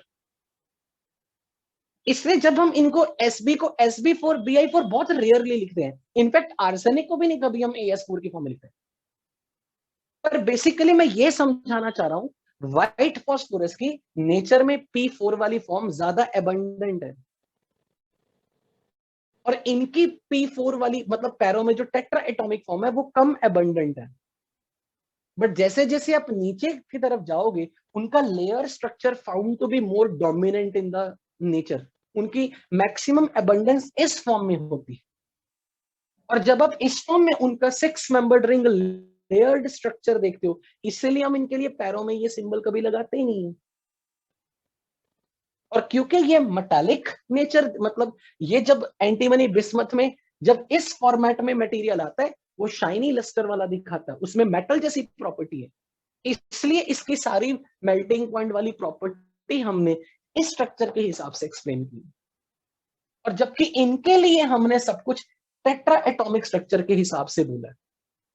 So I hope you got the answer कि यहां पर जब मैं मेटालिक बॉन्ड देख रहा था तो क्यों देख रहा था, क्योंकि in naturally they are found to be more present. उनके नेचर में अबंडेंस टेट्रा एटॉमिक फॉर्म में या इस फॉर्म में इनकी नहीं है। They are very unstable in this form, they are very unstable in this form, but they are more stable in this form. Phosphorus के लिए नेचर ने ये फॉर्म चुनी, इसे बनाना नेचर ने प्रेफर नहीं किया। I don't know why. इसीलिए थर्मोडायनेमिकली हम इसका हीट ऑफ फॉर्मेशन 0 मानते हैं, इसका नहीं मानते। तो अगर कोई सिंपल आपसे ये पूछे bismuth has what kind of structure, तो आप बोलोगे इट हैज लेयर्ड स्ट्रक्चर। ये लाइन आप नोट भी कर लेना, bismuth has layered structure. Antimony has both forms, but again this is more stable. Phosphorus के लिए मॉलिक्यूलर फॉर्म, इसको मॉलिक्यूलर फॉर्म बोलते हैं क्योंकि ये एक डिस्क्रीट यूनिट है। एक मॉलिक्यूल ने दूसरे मॉलिक्यूल, तीसरे मॉलिक्यूल के साथ बॉन्ड नहीं बनाया व्हाइट फास्फोरस में। So it's a molecular solids, metallic solids. ये बीच का इसकी दोनों फॉर्म ओके टाइप है। इज दैट क्लियर बच्चों? सर अभी वाला फिर से बताइए सर। सर इसमें जो लेयर स्ट्रक्चर बनेगा, क्या उसकी वजह से ये अच्छा लुब्रिकेंट भी बनेगा? नहीं, एक्चुअल में हर जिसका लेयर स्ट्रक्चर होता है वो लुब्रिकेंट नहीं होता। लुब्रिकेंट तब होता है जब आप दो लेयर्स के बीच में वंडरवॉल फोर्स की स्ट्रेंथ बहुत वीक हो और लेयर स्लाइड कर रही है। बिस्मथ का तो एटॉमिक मास ही सबसे ज्यादा है, इसमें तो वंडरवॉल फोर्सेस की स्ट्रेंथ रिलेटिवली ज्यादा है, तो इसमें ऐसा नहीं होता कि लेयर स्लाइड करती है। It's not lubricant. लेकिन वंडरवॉल फोर्सेस तो वीक होती सब, हाँ वो ठीक है, पर क्या इस हद तक इतने वीक है कि लेयर स्लाइड करें? ये सब में जरूरी नहीं। सब में ऐसे तो हाइड्रोजन बॉन्डिंग बहुत सारे मॉलिक्यूल में, फिर भी उनके मेल्टिंग पॉइंट, बॉइलिंग पॉइंट अलग क्यों होते हैं? क्योंकि स्ट्रेंथ ऑफ हाइड्रोजन बॉन्ड सबका अलग अलग है। इसी तरह स्ट्रेंथ ऑफ वंडरवॉल फोर्स भी सबका अलग अलग है। Is that clear? है। Yes sir. सर एक बार स्ट्रक्चर ओके, रिपीट कर दीजिएगा सर। स्ट्रक्चर क्या रिपीट, ये तो ड्रॉ करना है बस। नहीं, इसमें क्या आर्सेनिक कैसे? आर्सेनिक के लिए दोनों फॉर्म्स है कंपेरेबल, बट एंटीमनी बिस्मथ के लिए ये फॉर्म ज्यादा स्टेबल है। इनफैक्ट अगर मुझे आर्सेनिक के लिए भी चुनना हो ना, आर्सेनिक की ये फॉर्म, क्योंकि इसमें 6 नंबर रिंग आ गया ना, इसलिए आप ये अपनी कॉपी में ऐसे लिख सकते हो कि इन तीनों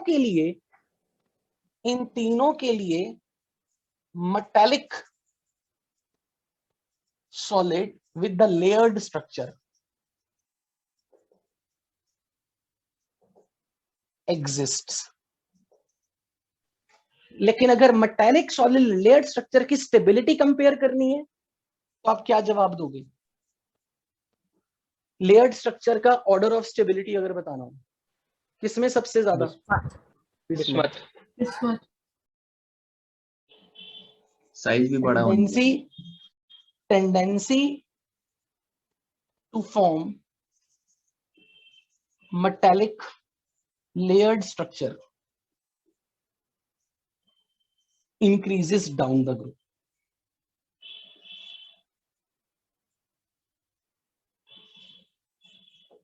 अगर कोई पूछे कि क्या AS4, SB4, BI4 can it exist? Answer is yes।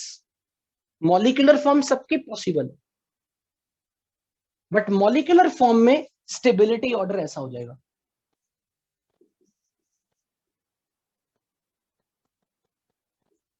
Extremely unimportant question जो मैं यहां बता रहा हूं। वैसे भी जब तक मैं पेज नंबर 1 to 4 में हूं, कोई सवाल आपसे एग्जाम में नहीं पूछा जाने वाला।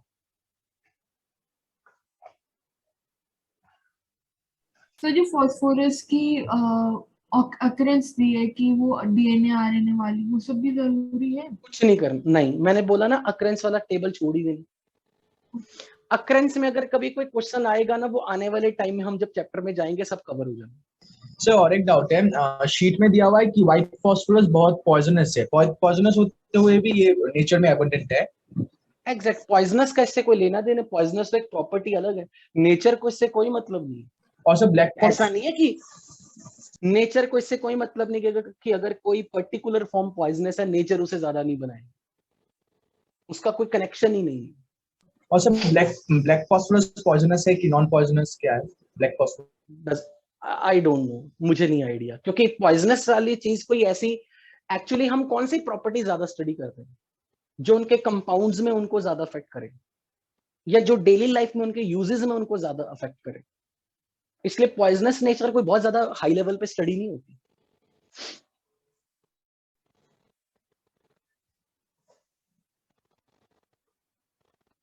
ओके, अब अगर मैं बात करूं नेक्स्ट पेज पे, तो यहां एलोट्रॉपी में व्हाइट और रेड फास्फोरस का डिफरेंस पूछा गया।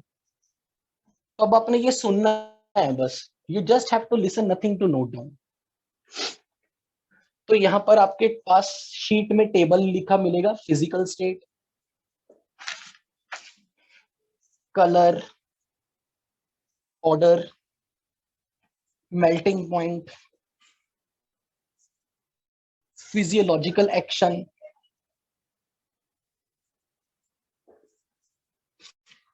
solubility in water, solubility in carbon disulfide। Black phosphorus में नहीं पढ़ेंगे हमें? नहीं। Chemical reactivity, stability, phosphorescence, reaction with NaOH,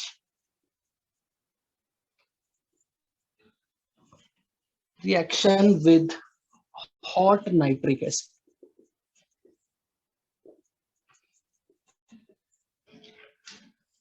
आपको ये टेबल बिल्कुल सिर्फ सुननी है, you are not suppose to write anything over here. Sir burning in air छूट गया। हाँ, लिख रहा हूं, बर्निंग इन एयर।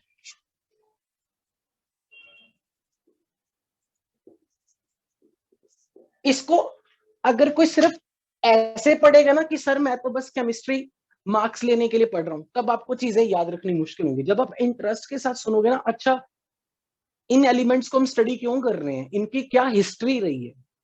तो मैं सबसे पहले ये बता दूं, फॉस्फोरस की जो हिस्ट्री है ना, जो भी एक जर्मन एल्केमिस्ट था, मुझे उसका नाम नहीं याद, वो फॉस्फोरस को नहीं ढूंढ रहा था, वो एक स्टोन ढूंढ रहा था जिसका नाम था फिलोसफर स्टोन। आपने कोई ऐसा नाम सुना है अपनी डेली लाइफ में? पारस पत्थर, जिसको कोई मेटल टच करके तो वो सोना बन जाती है। एग्जैक्टली ये वो है, उसका नाम philosopher stone. Sir Harry Potter actual में एक साइंटिस्ट, जो जर्मन साइंटिस्ट है, वो ढूंढ रहा था कि ऐसा कौन सा स्टोन है जिसको मेटल से टच करने पर वो गोल्ड बन जाए। वो उसकी डिस्कवरी करने गया था और कोइंसिडेंटली वो फास्फोरस ढूंढ बैठा। उसको I don't know exact the history, but उसको किसी ने ये आइडिया दिया, ये उसको किसी तरह आइडिया ये पता लगा कि ऐसा मैजिकल स्टोन ह्यूमन बॉडी में ही है, भगवान ने डाला हुआ है। और उसका दिमाग में आई डोंट नो क्या आया, उसने सोचा कि शायद क्या पता ह्यूमन बॉडी या एनिमल बॉडी के यूरिन में ना ये केमिकल हो। तो अब हंसोगे, उसने पता नहीं कितने डजन यूरिन इकट्ठा किया और उसने उस यूरिन को डिस्टिलेशन करानी शुरू कर दी, बॉयल कराया। और जब तक कि वो इतना ज्यादा बॉयल कर करके मतलब पता नहीं कितने डजन, मतलब कितनी डजन बकेट उसने यूरिन की ली, उसको उसने डिस्टिल किया। डिस्टिलेशन के बाद जब वो पूरा बॉयल कर करके काफी उड़ गया और बहुत डार्क थिक लिक्विड बनता गया, इवेंचुअली उसने देखा उसके अंदर से कि येलो सॉलिड बनकर निकला। और वो एक्चुअली वो जो येलो सॉलिड था वो अंधेरे में चमक रहा है, वो और कोई नहीं था, फास्फोरस था। तो उसने जो फास्फोरस का ये जो नाम रखा गया है ना, फास्फोरस, फास्फोरस, फॉस का मतलब है लाइट और फोरस का मतलब है ब्रिंगिंग। ये मैं सिर्फ आपका इंटरेस्ट बनाने के लिए बता रहा हूं, ये मत सोचना एनसीईआरटी से कुछ ज्यादा नहीं। तो बेसिकली उसने ये डिस्कवर यूरिन से देखा कि अरे ये तो एक नया कोई सब्सटेंस है, सॉलिड है, जो अंधेरे में पड़ा पड़ा चमक रहा है। उसको शायद अपने मैजिकल स्टोन पे थोड़ा विश्वास ज्यादा होने लग गया। और आप मानोगे नहीं, 1 सेंचुरी तक लोग यही मान रहे थे कि फास्फोरस को बनाने का इकलौता तरीका यूरिन को ड्राई करना। फिर कुछ सालों ने 1 सेंचुरी के बाद जाके समझ में आया लोगों को कि फास्फोरस बनाने का एक और तरीका भी है। मतलब फास्फोरस की डिस्कवरी ऐसी हुई है। अब अगर मैं फास्फोरस की यहां बात करूं तो फिजिकल फॉर्म में जब आप व्हाइट फास्फोरस देखोगे तो ये वैक्स जैसा होता है, it's colourless wax type.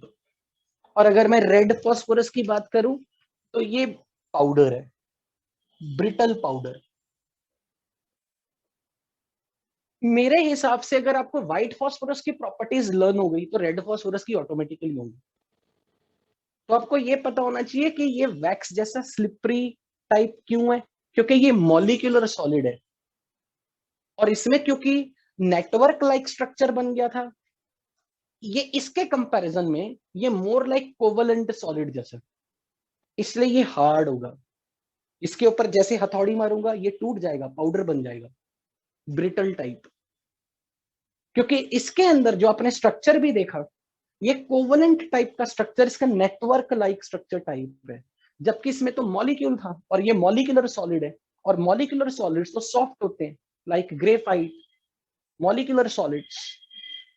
So idea is it's a polymer. Polymer होने के कारण इसकी थोड़ी हार्डनेस है, तो हथौड़ी मारोगे ये टूटेगा, ब्रिटल है, इसमें क्रैक्स पड़ेंगे, फिर पाउडर बनेगा। ये वैक्स जैसा दिखने में तो ये व्हाइट है, पर थोड़ी देर के बाद हवा में पड़े पड़े ये येलो बनना शुरू हो जाएगा। सो इसलिए इसे येलो फास्फोरस भी कहते हैं।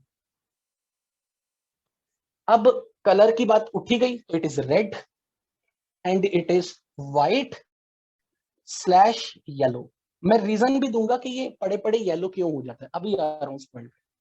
रेड फॉस्फोरस को अगर आपने देखना है तो माचिस की डब्बी के ऊपर जो मसाला लगा होता है रेड कलर का, जिसको आप रगड़ते हो, और आपने देखी मैच बॉक्स, वो तो सर ग्रीन कलर का भी होता है। वो ग्रीन कलर का भी होता है, बट जो बहुत पहले मैच बॉक्स डिस्कवर हुए थे उनके ऊपर जो, हाँ, वो रेडिश ब्राउन टाइप की वो चीज है, वो बेसिकली रेड फॉस्फोरस का ही सॉल्ट है। सो आपने कभी ये भी देखा होगा ना कि जो मैच बॉक्स के साइड पे जो रेड कलर का पाउडर आप जब आप जलाते हो, Yes, माचिस की तिली रगड़ते हो, Yes. तो वो रगड़ने पे फायर कैच करता है, हवा में पड़े पड़े फायर नहीं कैच करता, because it is relatively stable, क्योंकि इसका पॉलीमर स्ट्रक्चर है। सो द आइडिया इज कि अगर कलर की बात तो चलो हो गई, but the point is it is relatively more stable then this, because इसमें 3 मेंबर्ड रिंग ज्यादा है, 60 डिग्री का बॉन्ड एंगल है, एंगल स्ट्रेन हाई है, तो इसलिए जहां मैं अगर बात करूं इनकी स्टेबिलिटी की, तो it is highly unstable, it is relatively stable. Reason आपको समझ में आ चुका है, angle strain and structure, 3 membered ring ज्यादा है, 60 डिग्री बॉन्ड एंगल है। इसलिए कौन ज्यादा रिएक्टिव होगा इन दोनों में से? ज्यादा रिएक्टिव कौन होगा, जो मोर स्टेबल होगा या मोर अनस्टेबल होगा? So it is more reactive, more reactive, less reactive, क्योंकि ये एयर के कांटेक्ट में आने पे फायर कैच कर ले सकता है, इसलिए से पानी में स्टोर करके रखते हैं। शायद ये बात आपने केमिकल बॉन्डिंग में कभी सुनी भी होगी कि व्हाइट फॉस्फोरस को हमेशा पानी में स्टोर करके रखा जाता है ताकि ये एयर के कांटेक्ट में ना आए, क्योंकि एयर के कांटेक्ट में आएगा तो फॉस्फोरस का कंबशन शुरू हो जाता है, अल्कलाई मेटल। और जब फॉस्फोरस का कंबशन होगा एयर में, तो ये फॉस्फोरस का ऑक्साइड बनाएगा P4O6 या P4O10। और जब हम कंबशन की बात करते हैं तो हम ये बाय डिफॉल्ट बोलते हैं कंबशन मतलब heating of something in excess of air. Excess of air का मतलब ऑक्सीजन एक्सेस में है, तो P4O10 मेजर प्रोडक्ट है, ये माइनर है। इसलिए जो लास्ट में आपने लिखा है बर्निंग इन एयर, तो एयर में बर्न करोगे तो ये P4O10 बनाएगा, जिसका स्ट्रक्चर आप केमिकल बॉन्डिंग में साइक्लिक स्ट्रक्चर आप पढ़ चुके हो, तो इसका स्ट्रक्चर आपसे पूछा जा सकता है। अब जैसे ये एयर के कांटेक्ट में आता है, हम सोचते हैं कि ये इमीडिएटली फायर कैच कर लेगा। एक्चुअल में अगर मेरे हाथ में व्हाइट फॉस्फोरस को पकड़ा दे तो एयर के साथ कांटेक्ट करने पे ये बर्न तो करेगा, और जैसे ये बर्न करता है P4O10 बनता है, तो इस रिएक्शन के दौरान जो एनर्जी रिलीज होती है वो लाइट की फॉर्म में रिलीज होती है, इसीलिए ये चमकता है। जब ये एयर के साथ रिएक्ट करता है, जब ये रिएक्शन होती है, तो इस रिएक्शन के दौरान निकलने वाली एनर्जी लाइट की फॉर्म में अपीयर होती है, इसलिए phosphorus glows in the dark, अंधेरे में ये चमकता है। इसलिए यहां पर ये प्रॉपर्टी है, कहां लिखा था हमने, फॉस्फोरेसेंस। फॉस्फोरेसेंस का मतलब कि किसी सॉलिड को एयर में रख दो, ये चमके, ये अपने में से लाइट रिलीज करे, वो लाइट इस रिएक्शन के कारण हो रही। सो दिस कैमेलियम phosphorescence, white phosphorus glows in dark. ये नॉर्मल, अगर अंधेरा ना हो, नॉर्मल भी ये चमकेगा, पर लाइट के अंदर हमें चमक उतनी ब्राइटनेस नहीं दिखती जितनी अंधेरे में किसी की ब्राइटनेस दिखती है। बट इसमें ये ऐसा कुछ भी नहीं है, क्योंकि ये रिलेटिवली स्टेबल है, it does not immediately react with oxygen. अब यहां पर मैं एक वर्ड अपनी तरफ से ऐड करवा रहा हूं, जहां पर आपने लिखा था स्टेबिलिटी, तो आप यहां पर ये अपने लिए नोट्स में ऐड कर सकते हो, it is stored in water. अब ऑब्वियसली अगर आपको कोई ये पूछे कि ये पानी में डाल दिया तो ये एयर के कांटेक्ट में नहीं आए, तो पानी में ये तैरेगा या बॉटम पे सिंक होगा? What do you think? Bottom में सिंक होगा, तभी तो एयर के कांटेक्ट में नहीं आएगा। अगर पानी में तैरना शुरू कर देगा फिर तो सरफेस पे आके एयर के साथ कांटेक्ट में आ जाएगा। तो डेंसिटी किसकी ज्यादा होगी बताओ जरा, व्हाइट फॉस्फोरस की या वाटर की? व्हाइट फॉस्फोरस की ज्यादा होगी, तभी तो वो सिंक करेगा, तभी तो वो एयर के कांटेक्ट में नहीं आएगा। अच्छा, अब अगर आप उसे पानी में स्टोर करके रख रहे हो तो फिर क्वेश्चन ये है कि सॉल्युबिलिटी इन वाटर में आप अगर देखोगे तो आपकी शीट में ये क्लियरली लिखा है बोथ आर इनसॉल्युबल। शायद मुझे लगता है कि आपको याद नहीं करना पड़ेगा, क्योंकि हमने जब ये बोल ही दिया इट इज हाईली स्टेबल, तो it is inert, it does not react with air, it does not react with moisture, ये रिएक्शन में इजीली हिस्सा नहीं लेगा। और अगर व्हाइट फास्फोरस को पानी में स्टोर करके रख रहे हो, अगर वो पानी से रिएक्ट कर रहा होता तो आप उसे स्टोर कैसे करते पानी में? कॉमन सेंस है ये तो, इसका मतलब वो इनसॉल्युबल है। और मैं इसे ऐसे सोचता हूं, P4 नॉन पोलर है या पोलर है? P4 की डाइपोल मोमेंट जीरो होगी या नॉन जीरो? Non polar. और वाटर पोलर है या नॉन पोलर? पोलर।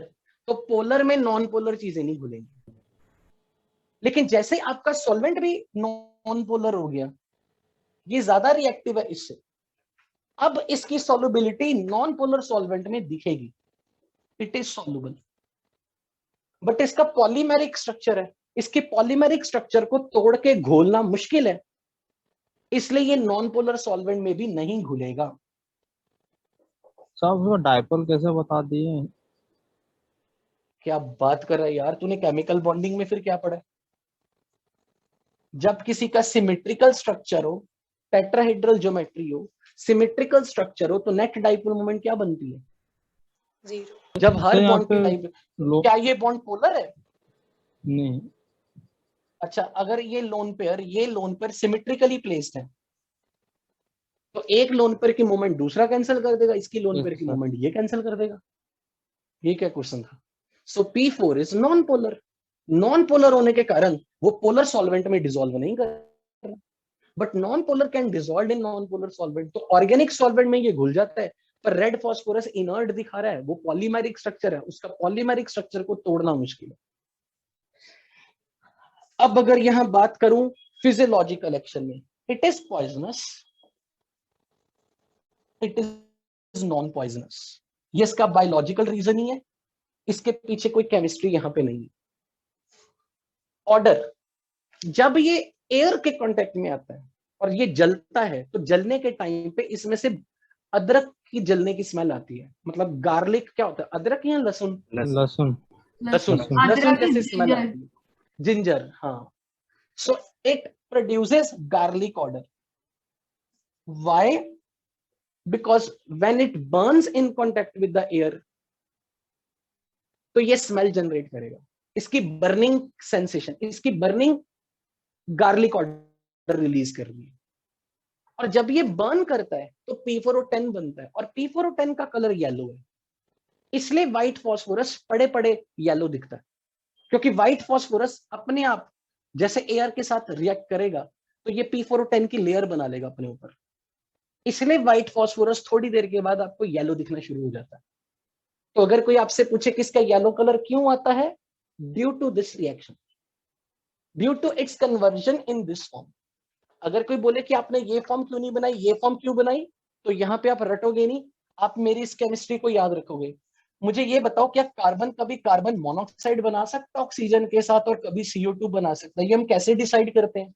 आपने क्या पढ़ा? कम है या फिर ज्यादा एक्सेस में? जब ऑक्सीजन एक्सेस में हो, जब ऑक्सीजन एक्सेस में हो तो हायर ऑक्सीडेशन नंबर दिखेगा, और अगर ऑक्सीजन की लिमिटेड सप्लाई हो तो ये लोअर ऑक्सीडेशन दिखेगा। सेम स्टोरी यहाँ पे, फास्फोरस का यहाँ ऑक्सीडेशन नंबर निकालो, ऑक्सीडेशन नंबर +3, चेक करो कितना, 3, और यहाँ +5। तो अगर मुझे हायर स्टेट तक ले जाना है तो oxygen has to be taken in excess, और अगर ऑक्सीजन लिमिटेड सप्लाई में है तो फिर P4O6 बनेगा। और जब तक हम बात कंबशन की करते हैं तो कंबशन का मतलब है एक्सेस ऑफ ऑक्सीजन।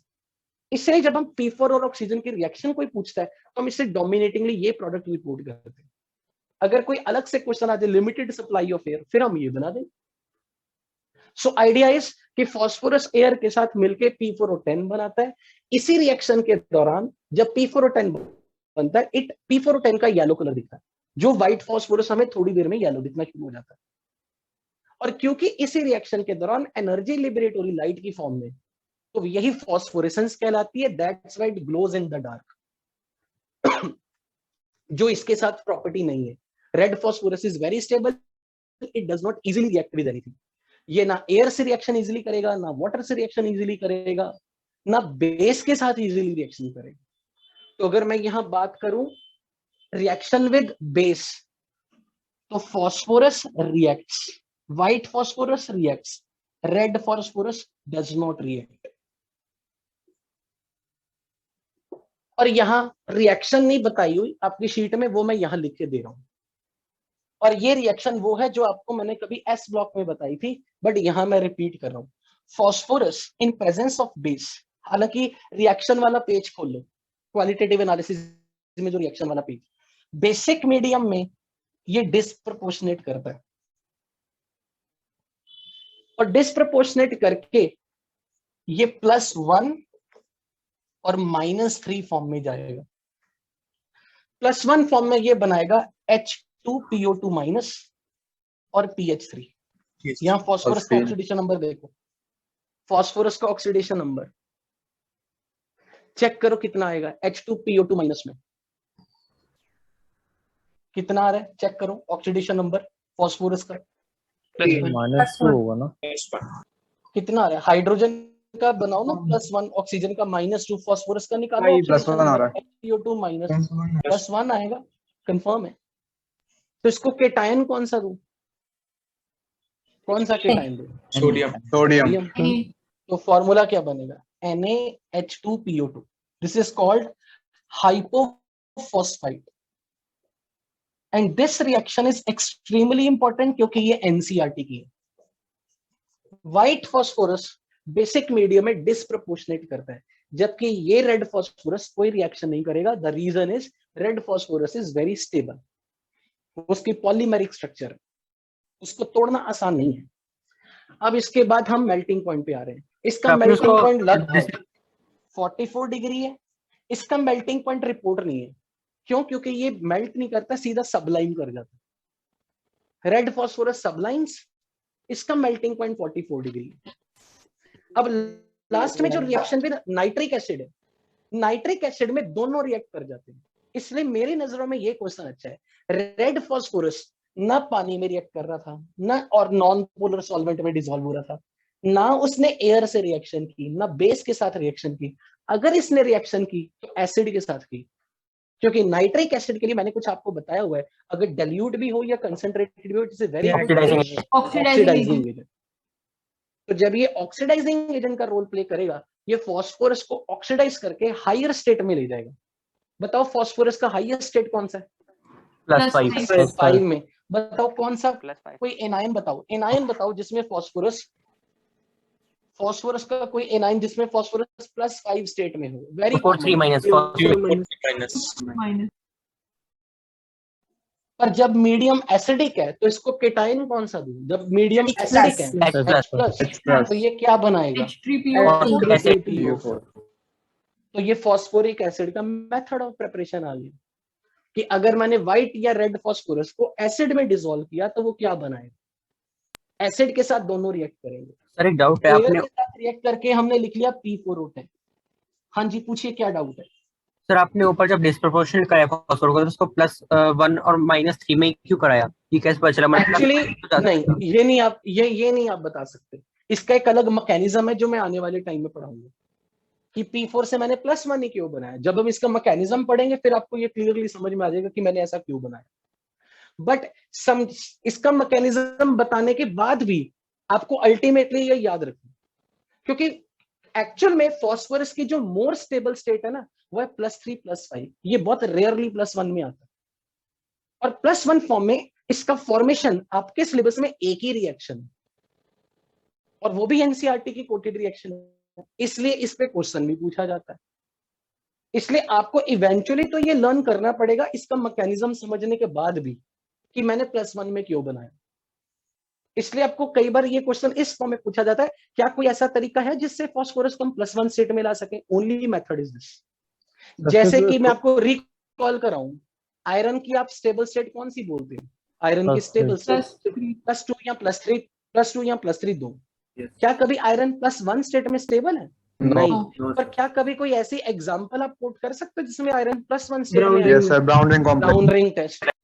इसलिए वो पर्टिकुलरली क्वेश्चन इस तरीके तरीके से पूछे जाते हैं कि जैसे फॉस्फोरस +3+5 स्टेट में बहुत कॉमन है, लाइक P4O6 P4 होता है। फिर क्वेश्चन पूछा जाता है क्या ये +1 में आ सकता है? +1 में अगर ये कभी आएगा तो हमेशा हाइपोफॉस्फाइड में आएगा, वो भी तब जब आप इसे बेसिक मीडियम में डिस्प्रोपोर्शनेट करवाओ। तो हमारा यहाँ पर ये वाला टेबल तो हो गया कंप्लीट। हाँ जी सर, ऐसा कह सकते हैं क्या मैं पहले 2 मिनट में एक छोटा सा टॉपिक खत्म कर लूं, फिर हमारा ये पूरा पेज वाइंड अप हो जाएगा। ओके।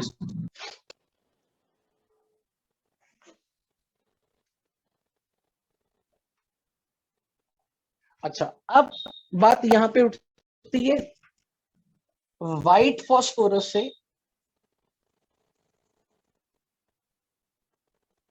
रेड फॉस्फोरस कैसे बनाना है और ब्लैक फॉस्फोरस कैसे बनाना है।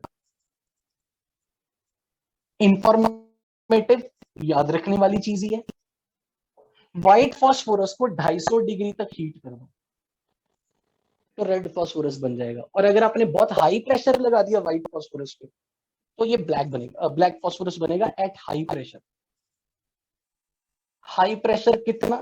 लगभग 12 ATM या 12 बार। ये इंफॉर्मेशन जो आपको पता होनी चाहिए। सर ब्लैक फॉस्फोरस टेम्परेचर चाहिए? ब्लैक फॉस्फोरस बनाने के टेम्परेचर का कोई जरूरत नहीं है? नहीं, हाई प्रेशर पे रख दो, व्हाइट फॉस्फोरस ऑटोमेटिकली कन्वर्ट हो जाता। अच्छा, ये मेयरली इंफॉर्मेशन थी, बट ये काम की चीज हो सकता है क्योंकि अभी जब आप रेजोनेंस के टेस्ट दोगे तो ये अभी नाइट्रोजन पे अभी पहली बार आएगी, तो उनके पास इतने क्वेश्चन नहीं होंगे पूछने वाले। तो रिलेटिवली अनइम्पोर्टेंट क्वेश्चन में से भी अगर कोई पूछेगा तो आपको ये पूछा जा सकता है। अब दूसरी चीज यहाँ पर एक चीज जो काम की है वो ये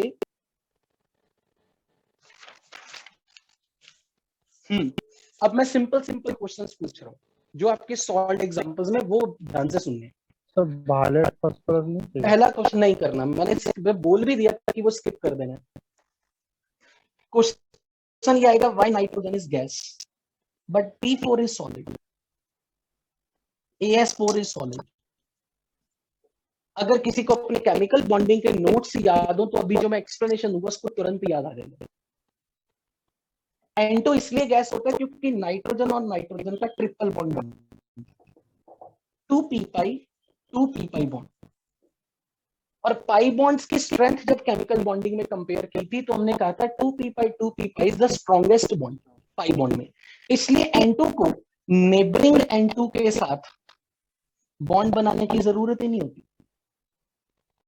इसलिए N2 का इंडिविजुअल मॉलिक्यूल एग्जिस्ट कर सकता है, N2 का इंडिविजुअल मॉलिक्यूल एग्जिस्ट कर सकता है, इसलिए नाइट्रोजन गैस की फॉर्म में रहेगी क्योंकि इसके अंदर p pi बॉन्डिंग पॉसिबल। तो अगर कोई पूछे कि नाइट्रोजन गैस है, the reason is it can exist as a molecule, discrete molecule. Why discrete molecule? Because of the pi bond which is 2p pi जिसकी स्ट्रेंथ सबसे ज्यादा पाई बॉन्ड। फिर कभी अगर किसी ने केमिकल बॉन्डिंग में मेरे ये शब्द सुने, अगर 3p pi आ जाए, 4p pi आ जाए, they are very weak bond, इनको हम कभी नहीं बनाएंगे। इसीलिए फॉस्फोरस के वैलेंस शेल में 5 इलेक्ट्रॉन है, 5 इलेक्ट्रॉन। तो क्वेश्चन पूछा जाता है उसने ट्रिपल बॉन्ड क्यों नहीं बनाया? क्योंकि फॉस्फोरस थर्ड पीरियड में अगर ये पाई बॉन्ड बनाएगा तो ये 3p pi बनाएगा, और जब भी क्वांटम नंबर 3 हो जाता है तो ऑर्बिटल का साइज इज सफिशिएंटली बिग कि उनके द्वारा बनाए गए पाई बॉन्ड की strength is very very weak. इसलिए कभी भी किसी मॉलिक्यूल में जब साइज बड़ा हो गया और जब कोई element third period, fourth period, fifth period का आ गया तो आप p pi बॉन्ड्स नहीं बनाओगे। और अगर वो p pi बॉन्ड नहीं बनाएगा तो ये इंडिविजुअल मॉलिक्यूल की फॉर्म में नहीं रह सकता, उसको अपने जैसे कुछ एटम्स के साथ बॉन्ड बनाना पड़ेगा। इसीलिए फॉस्फोरस ने अपना बॉन्डिंग इस तरीके से कंप्लीट की।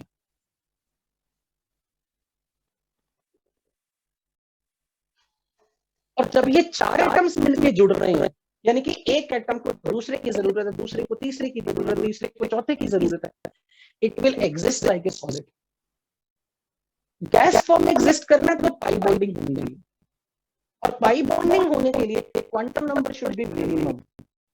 सेकेंड पीरियड के एलिमेंट पाई बॉन्ड सबसे अच्छा बनाएंगे।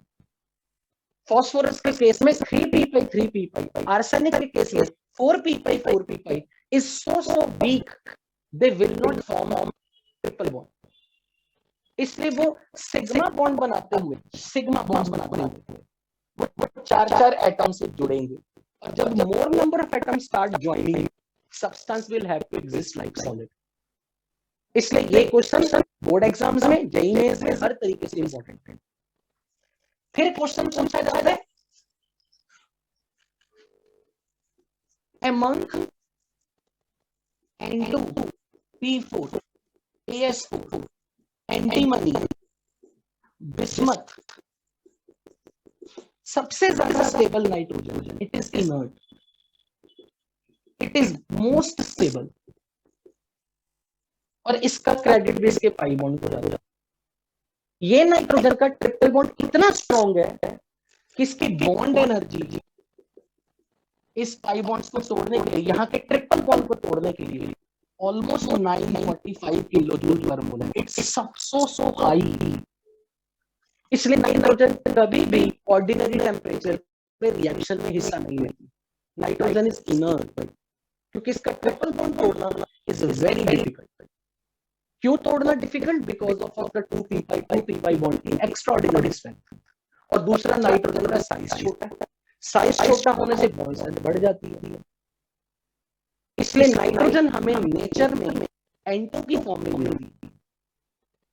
पर आपको ये पता होना चाहिए कि एटमॉस्फेयर के टॉप लेयर में, जहां पर अपर लेयर ऑफ एटमॉस्फेयर कभी आपने सुनी हो, स्ट्रेटोस्फीयर, ट्रोपोस्फीयर, एटमॉस्फेयर के रीजन, जहां अल्ट्रावायलेट लाइट होती है ना, जहां पे जाके अल्ट्रावायलेट लाइट की मतलब मैग्नेटिक अल्ट्रावायलेट रेज का कंसंट्रेशन ज्यादा हो जाता है, वहां पे नाइट्रोजन को ये ट्रिपल बॉन्ड टूटता है जब आप उसे एयर ऑक्सीजन के साथ लाइट प्रोवाइड करते हैं। यानी कि जब लाइटनिंग होती है, बिजली चमकती है, तब एयर में नाइट्रोजन और ऑक्सीजन रिएक्ट करके नाइट्रिक ऑक्साइड बना सकते हैं या NO2 बना सकते हैं। बट उसके लिए लाइट इज इम्पोर्टेंट। तो लाइट में अल्ट्रावायलेट लाइट का फोटोन जब आता है, तब वो नाइट्रोजन के ट्रिपल बॉन्ड को तोड़ने में कैपेबल होता है। तब नाइट्रोजन ऑक्सीजन से रिएक्ट करके NO या NO2 बनाएगा।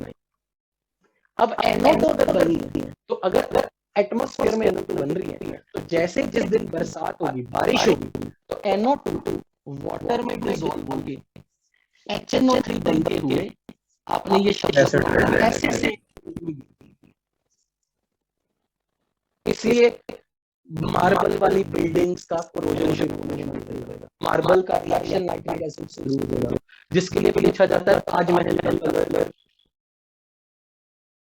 बेसिकली जब एसिड रेन पॉल्यूटेंट अगर एयर के अंदर NO2 की कंसंट्रेशन अगर ज्यादा होगी, तो बारिश के टाइम पे नाइट्रिक एसिड रेन में बनता होगा, तो वो मार्बल वाली बिल्डिंग के लिए हानिकारक।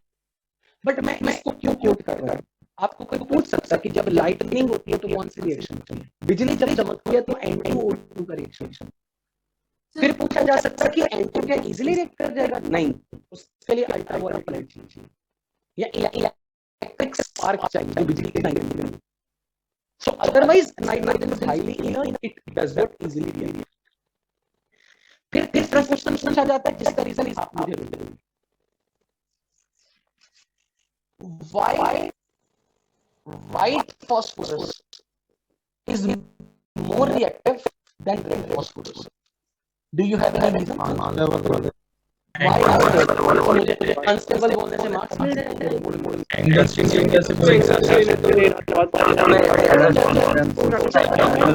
स्ट्रक्चर बताना है और फिर बताना है रिंग मेंबरिंग एंगल 60 डिग्री, वो रीजन देंगे। और फिर लास्ट में क्वेश्चन पूछा जाता है, why R3P double bond exists but R3NO4 double bond does not exist? ये क्वेश्चन मेरे हिसाब से अगर कभी आया तो जेईई मेंस बहुत अच्छा क्वेश्चन बनता है। देखो क्या है, नाइट्रोजन के पास अगर कार्बन चेन आ गई 3 ग्रुप, तो ऑक्सीजन के साथ जब भी ये बॉन्ड बनाएगा ना, जिस तरीके से बनाएगा, ये यूं समझ लो, ऑक्सीजन अगर ये सामने आ गया, ऑक्सीजन कितना 6 इसे ऑक्टेट पूरा कर दो, तो फिर मेरी केमिकल बॉन्डिंग वाली लाइन जब किसी एटम का अपना ऑक्टेट पूरा हुआ और सामने वाले को 2 इलेक्ट्रॉन की जरूरत हो तो कौन सा बॉन्ड, और फिर मैंने सिखाया था कि कोऑर्डिनेट बॉन्ड को कोवैलेंट बॉन्ड बनाना, फॉर्मल चार्ज लगा के कोई तरीका करना, तो मैं इसका एक इलेक्ट्रॉन प्लस दे दूंगा, शेयर करूंगा, इसके प्लस चार्ज और इसके माइनस चार्ज, तो ये मेन पोलर है, यानी कि ट्राई अल्काइल ये मेन थिंग है, try alkyl amine oxide, try alkyl amine oxide, it is polar. Why polar? Because this bond is positive negative charge, और dipole moment in direct direction from positive to negative. अब question पूछा जाता है कि जब यहाँ पर फॉस्फोरस है, हाँ बस अभी पूछो,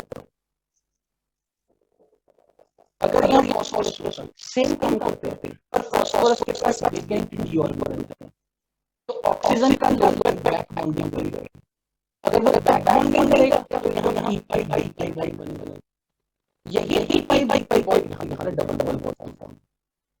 अब देखो पॉजिटिव बॉन्ड, अगर मैं सिग्मा बॉन्ड का चार्ज हूं तो डाइपोल मोमेंट की डायरेक्शन पॉजिटिव वर्ड में नहीं, पॉजिटिव वर्ड, बट जब मैं डाइपोल मोमेंट इलेक्ट्रॉन डोनेटिंग होगी ऑक्सीजन फॉस्फोरस को रख दूंगा तो डाइपोल के कारण डाइपोल मोमेंट की डायरेक्शन रिवर्स होगी, तो यहाँ दोनों का डाइपोल मोमेंट कैंसिलेशन हो जाता है, तो बता सकते हो कि दोनों में ज्यादा किसकी साइड मोमेंट ज्यादा होगी,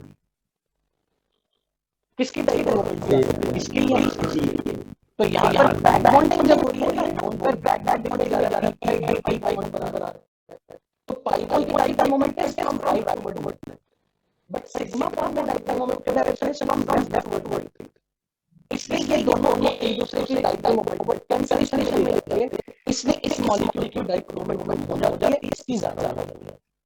तो हमने यहाँ जितना मैंने आज तक टारगेट लिखा था पेज नंबर 1 पढ़ाने के लिए सारी उसकी पूरी समझ थी, तो मैं क्लास यहाँ पे बड़ी कर रहा हूँ, बट जिन जो कुछ डाउट्स पेंडिंग रह गए ना मुझे टेलीग्राम पे अपने डाउट्स पोस्ट करें, जरूर करना। So can I close the meeting now, आपका टाइम चुका है सर, मैं बता दूं फॉस्फोरस और ऑक्सीजन का डाइपोल मोमेंट में डायरेक्शन, सिग्मा बॉन्ड में डाइपोल मोमेंट में डायरेक्शन क्या होता है, पॉजिटिव से नेगेटिव लिखा है, तो सिग्मा बॉन्ड में dipole moment is towards oxygen, जब आई बॉन्ड बनेगा तो बैक बॉन्डिंग होगी, इलेक्ट्रॉन ऑक्सीजन की लोन वेलोसिटी वाली और फॉस्फोरस में जा रहा है, और जिस डायरेक्शन में नहीं निकल रहा है उस डायरेक्शन में डाइपोल मोमेंट की डायरेक्शन, आई बॉन्ड के कारण डाइपोल मोमेंट है टुवर्ड्स लेफ्ट, तो पाई राइट, सिग्मा बॉन्ड में डाइपोल मोमेंट राइट है, तो कैंसिलेशन इतना नहीं करता, और यहाँ डाइपोल मोमेंट पाई बॉन्ड होना ना, सिग्मा बॉन्ड के कारण डाइपोल मोमेंट राइट, तो यहाँ डाइपोल मोमेंट में जिसके कारण हम यहाँ पाई डी बॉन्ड ना, जिसके कारण डाइपोल मोमेंट बन जाती है, यहाँ सिग्मा बॉन्ड नहीं। ओके बोल के हम कैसे मार्कर को प्रिवेंट कर सकते हैं, वो क्योंकि एक्सीडेंटली की पॉल्यूशन कम करना चाहिए, बट जो एंडोस्कोप लाइक से एनोरेन फॉर्म होता है वो तो एक इनएविटेबल फिनोमेना है, तो वो भी रहेगा ना, वो ओके रहेगा, ऐसा नहीं, क्योंकि एक्चुअली नाइट्रिक एसिड जनरल और डाइल्यूट फॉर्म में बनता है, जब रेल बनती है तो नाइट्रिक एसिड मिलता है, उसकी डेरिवेशन होती है, इसलिए वो इतना ज्यादा इफेक्ट नहीं देगा जितना कंसंट्रेटेड एसिड, तो इसलिए हमारे पॉल्यूशन के लिए ज्यादा हां बिल्कुल ओके बच्चों, finally going to close the meeting, मिलते हैं कल, थैंक यू सो मच।